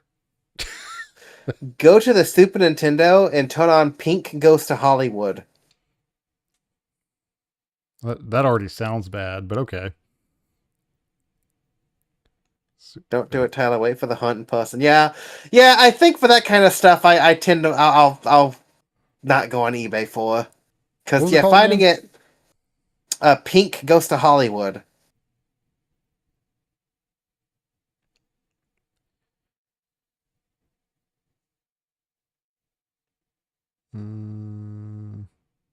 Where the heck? Why can't I? Okay.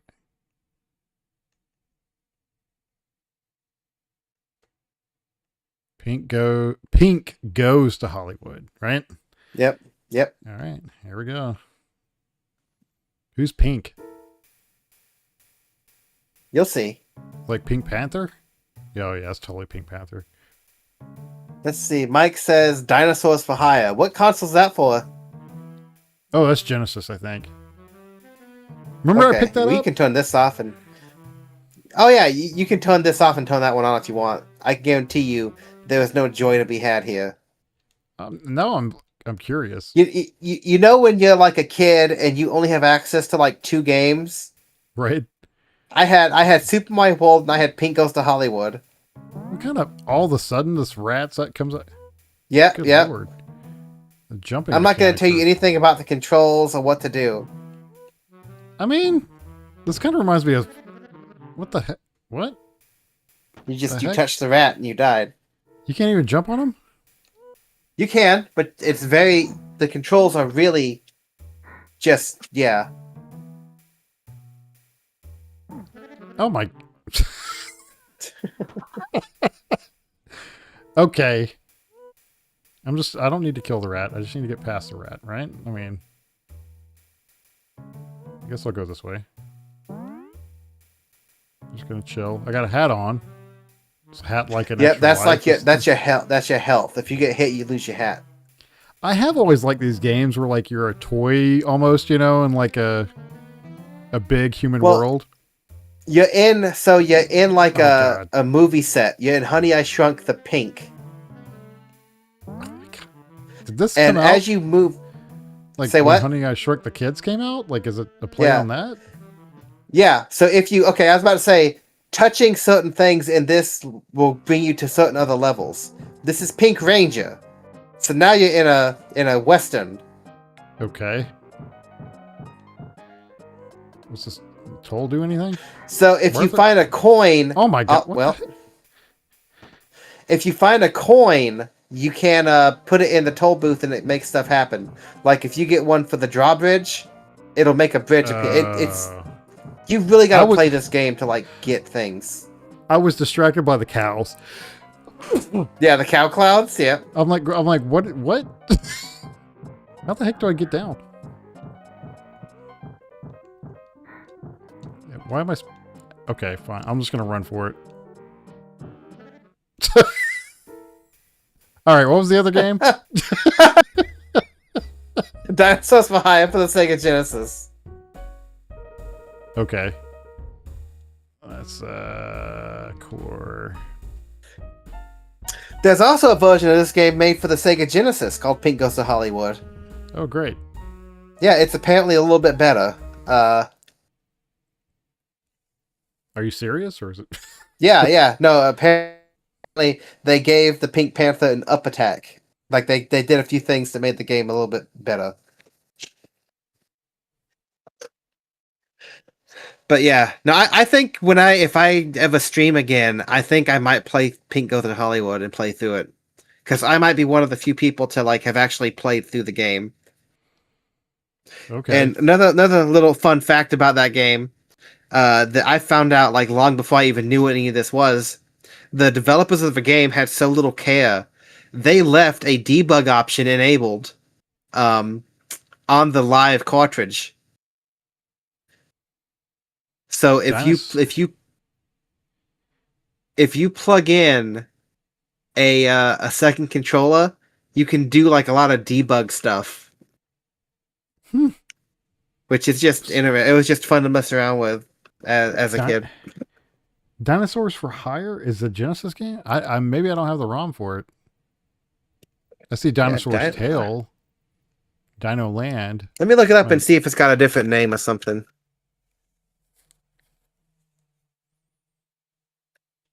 Because I feel like I can't remember. There is like a dinosaur like side scroller or whatever. Yeah, Dinosaurs for Hire for the Sega Genesis. Maybe I don't have that ROM. Oh dang! Does it start with? Is it the Dinosaur for Hire, or is it? It just says Dinosaurs for Hire. That's interesting. Well, I guess I don't have that one. Surprisingly enough, it's good to know. I'll have to put that in my things to do. What was the other one? There was another one in here too, wasn't there? What did Mike say? Ghost and Goblins. Oh, okay. Go for it, dude.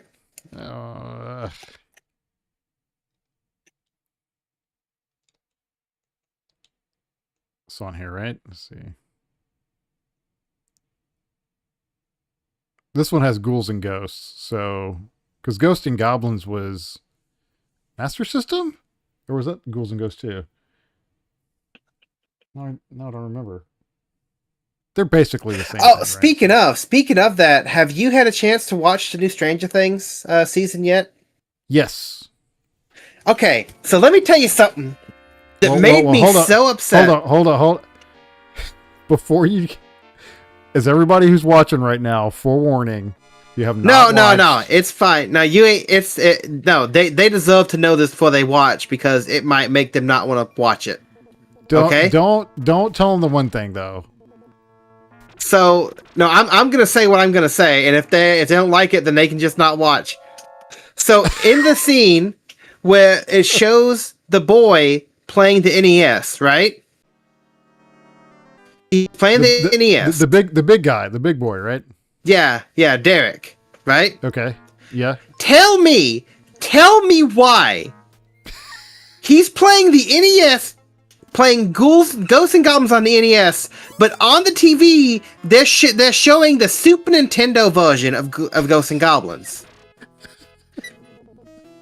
Tell me why they did that. What? So okay, I don't know. First off, oh my gosh, sickening, absolutely sickening. And yeah, stopped at season 3. You made a good choice, Mike. You really did to stop watching it at season 3. Are you serious? Season 3 was okay. No. No, come on. Stop watching it. Season 4 was and this season, there's so much wrong with this season. Are you kidding There's so me? much wrong with season 5. They were good, dude. What are you talking about? I mean, I'm not gonna get into it because people who watch this may not want to get into it, but like, but when I literally had to pause it and start and yell about the Super Nintendo game being played on an NES. Like, of all the stuff that you're gonna like, if you're gonna have a movie, a show set in the 80s, show the 80s. Don't be scared of the fact that it's gonna look crappy compared to what people might be used to seeing. And it's so funny because it's like it's funny because all of these TV shows about like 80s and like nostalgia from the 80s, it's funny how everything from the 80s is like actually like 90s to mid 90s. And I was thinking that, and then look, it's it's Ghosts and Goblins for the Super Nintendo. Well, it was either Super Nintendo or the arcade version. I don't quite know. But I just know it was not the NES one. And I was fit to be tied. I don't know if I don't know if I noticed. You know what I'm saying? Oh god, I forgot about these things. Ah! Oh, you piece of crap. Oh, I hate these guys. I can't believe you didn't like... The only season I didn't really care for is the one where they went to like that city with the girl, you know?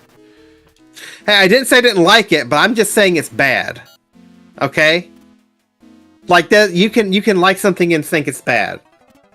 It's like all the actors, most of the actors rather, they seem like they are phoning it in. Like they are done with this. I can like feel it in my bones. Like watching it. Like, I'm just gonna do this in one take, and this is gonna be good. This is gonna be what we're gonna go with. Can't you feel that watching it? I mean, maybe this season I could kind of see that. Oh my gosh, why am I playing this game? Is there another game?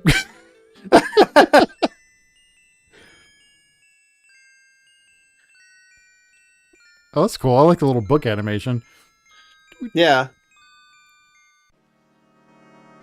Okay, how about this? What other core? Because we got a bunch of different cores here. How about there's the N64 core. Really push this thing. Because they thought this was like impossible to do. And then somebody figured out how to make it work. Oh, and I do have games on here. Okay, I like doing the this game series collection thing, and then like a best of list. Best games that still matter today. Best undiscovered games. Games that define the N64. games that push the hardware limits. And okay, so which one of those do you think? Let's do games that push the hardware limits. All right. So we got. I don't know if I can play that one.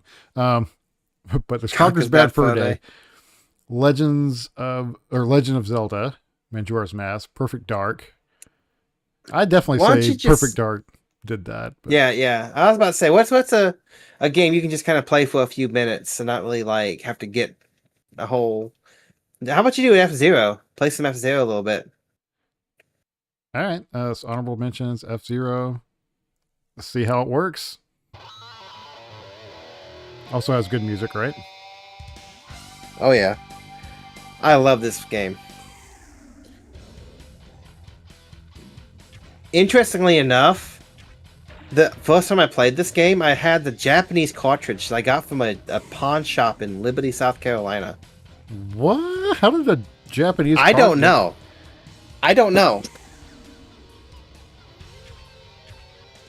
What's the best one to use, guys? I usually just stick with this.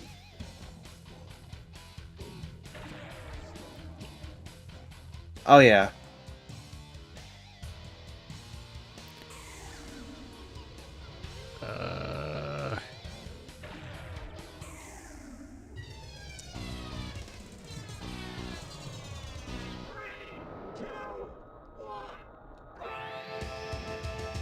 Oh! I can use the analog stick. There we go. This will actually... Hey, double tap L and R. Double tap L and R. Yeah, you want to hit people. You want to smash them. That just makes me like go all over the place. Like, what the heck? If you do it into people and you can smash them and destroy their ships, and it makes the amount of people who are racing go down. Oh my gosh! I'm not doing that well.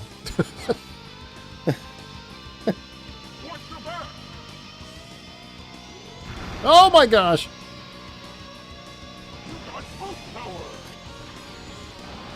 Do I hold it? You got boost power. Or you said double. You said double tap it. Yeah, just double tap. But I gotta do it when I'm near somebody, right? I mean. Yeah, you can smash into them. This is actually helping me test lag, because you got to be on it, you know. Yeah. Oh, okay. So he lights up for a half second and then he goes over? Yep. And if you do that enough, you will kill somebody.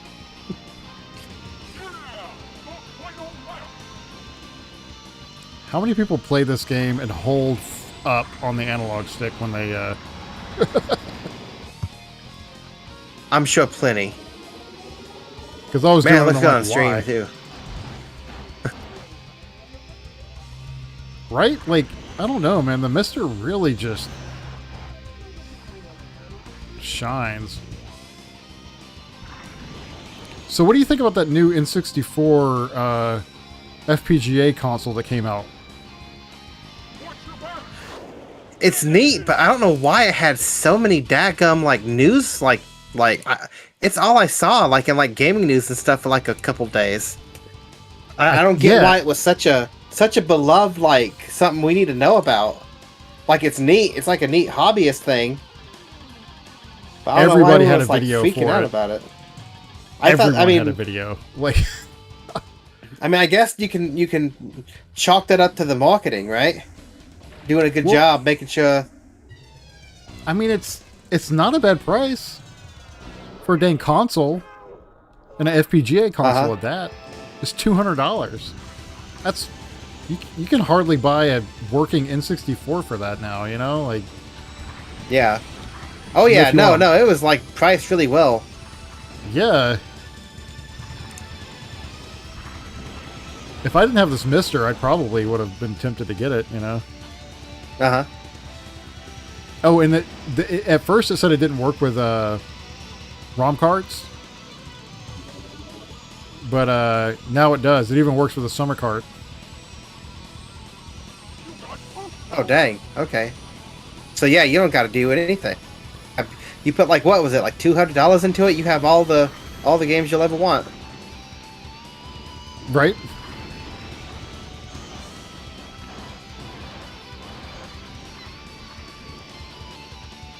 Yeah, I am flabbergasted at how well works with my setup, man. Yeah. Yeah, like I'm glad you suggested F-Zero because like I can tell. Oh yeah, you got speed with this one, right? Right. Like I can tell. Like there's hardly any lag, and I actually have that MiSTer Laggy thing. I should hook that up. Like not right now, but and see how much lag there is, because it doesn't feel like hardly anything. But considering that this is going through the MiSTer, through an HDMI switch, into my receiver, out of my receiver, into a four-way HDMI duplicator, over HDMI, over fiber, over to my desk, into another HDMI switcher, into another HDMI duplicator that duplicates out to my capture card and then to the TV, and there's I can't tell the lag at all. What is wrong with you? And it looks awesome. Hey, that's all I'm gonna say. You know who you're gonna come to when you try to set this stuff up, though. But I mean, there's still something wrong with you. I mean, I'll agree with that. There's something wrong with wait, hold on, stuff. wait. And you set all that up, you do all this configuration with everything, and then you just turn the MiSTer on and start playing it off from the MiSTer. You could have just plugged the MiSTer in and been done with it. Shut up.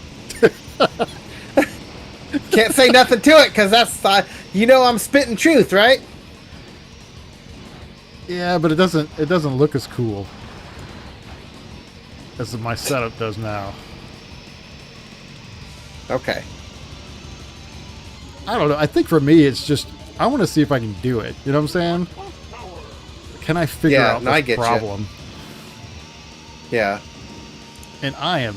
And the other thing is, all the other consoles I can run over here now. Uh-huh. Oh, crap. I know everybody's probably going to hate me for this, but I don't think I've ever really played this game more than, like, the first couple stages. He's going to YouTube. Yeah, I mean, it's one of those games that, like, once you get into it, like, you really start digging in, but it's hard to get into because it's so just... Ugh. See, this is a game I think Nintendo should make a new game for. I don't think there's been, like, a new F-Zero game since the GameCube? Is that right? Look that up. I'm curious. I'm pretty sure. Let's see.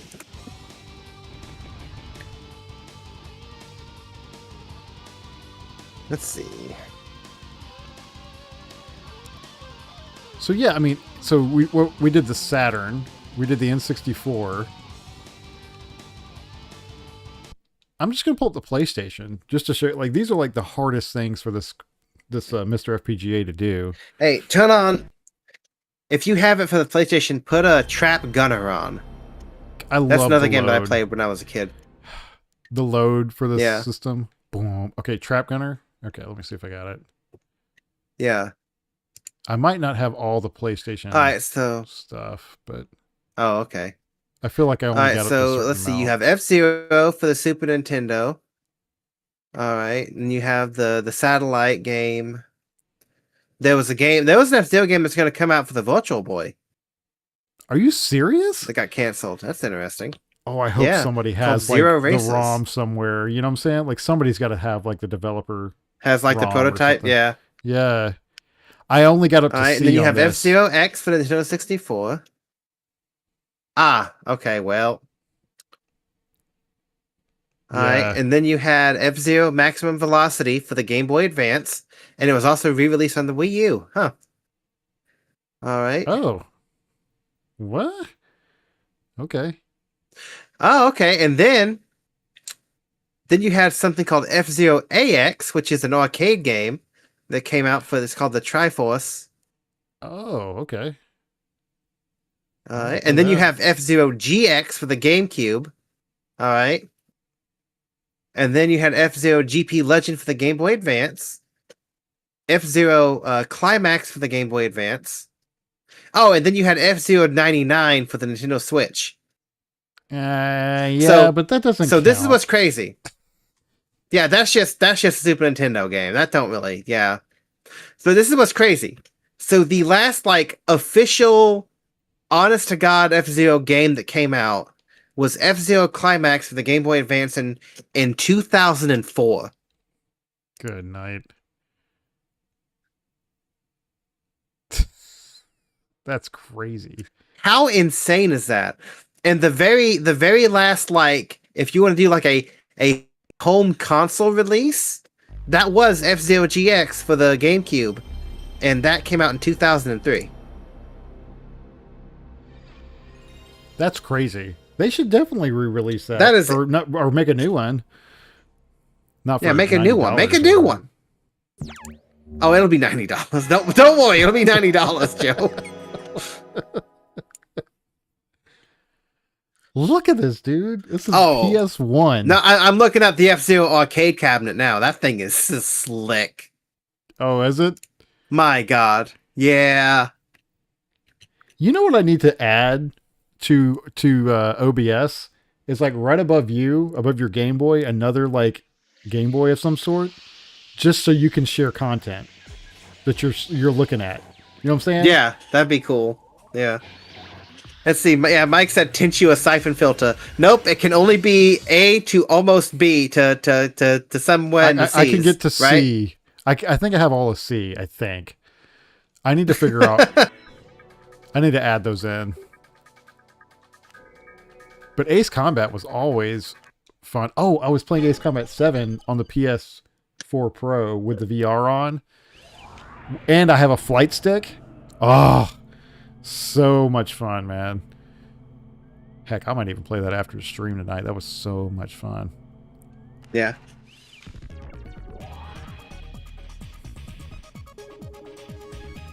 Look at those graphics. This little pixel. Oh, that's incredible. What kind of plane is that?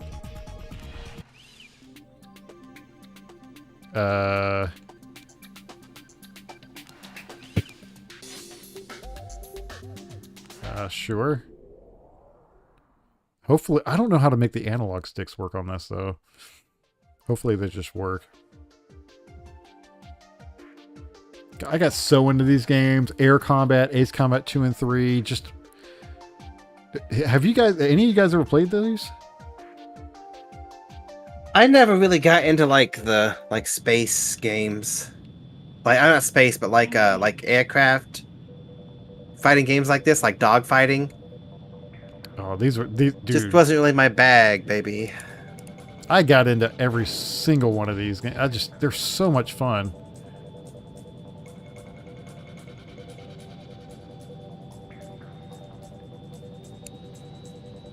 I remember going in here fighting Su-27s and just thinking I was the coolest person on Earth.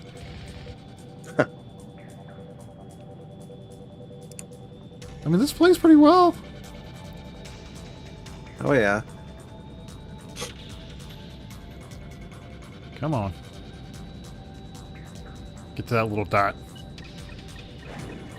I bet, yeah, the 360 fly stick's apparently really good from what I've heard. Wasrum. Oh, there's what game would you play for that?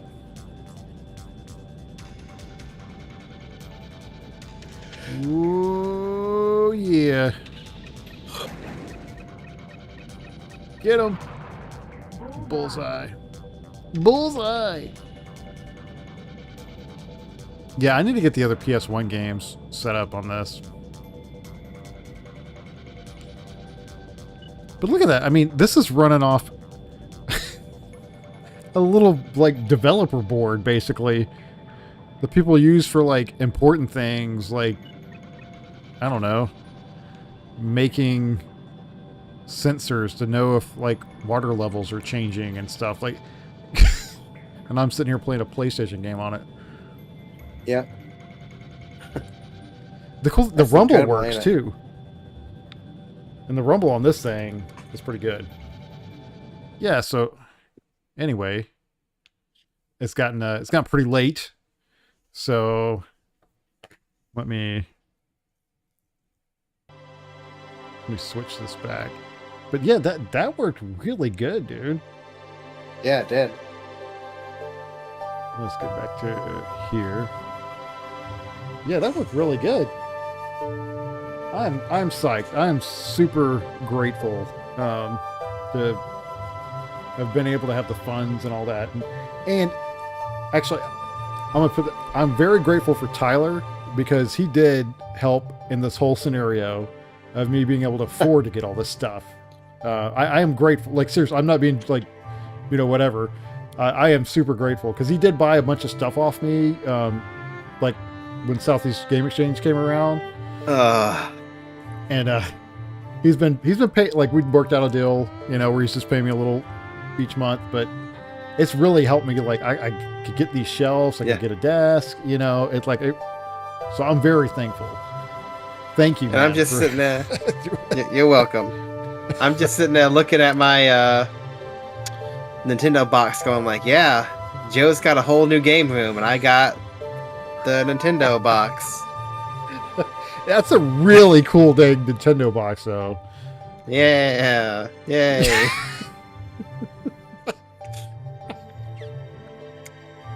Yep. Thanks for buying my junk so I can buy the junk. That's how it is. And I've told Joe it's never happening again. Once I get this fool paid off, I'm done. You said that last time.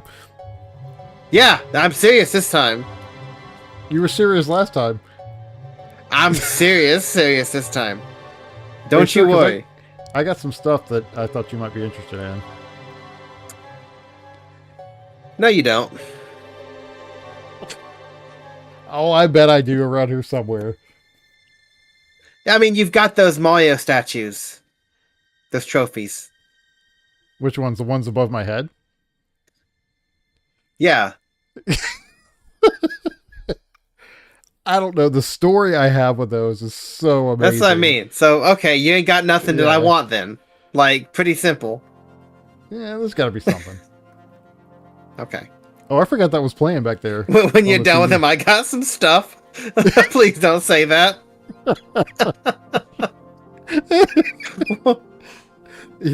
I can't do this. But dude, if you think about it, you got a pretty cool, because like you couldn't go to a retro video game store and do like a payment plan. You know what I'm saying? This never gonna happen, right? So it's a pretty cool thing, considering you're paying an okay amount each month, but it's not like I don't think it's breaking you. Maybe it is. There's been a couple times. There's been a couple times where it's been a couple of light dinners when I got towards the end of the month. You're starving. You're starving yourself because you bought all my crap. I go and I crack open the can of off-brand ravioli. Yeah, pretty much dog food. The off-brand like ravioli that's like 68 cents a can, and I'm sitting there eating it with a half a chopstick because I can't even afford a fork, and I'm just sitting there just looking at the PVM, just like looking at it while I eat. It's all worth it. It's all worth this, man.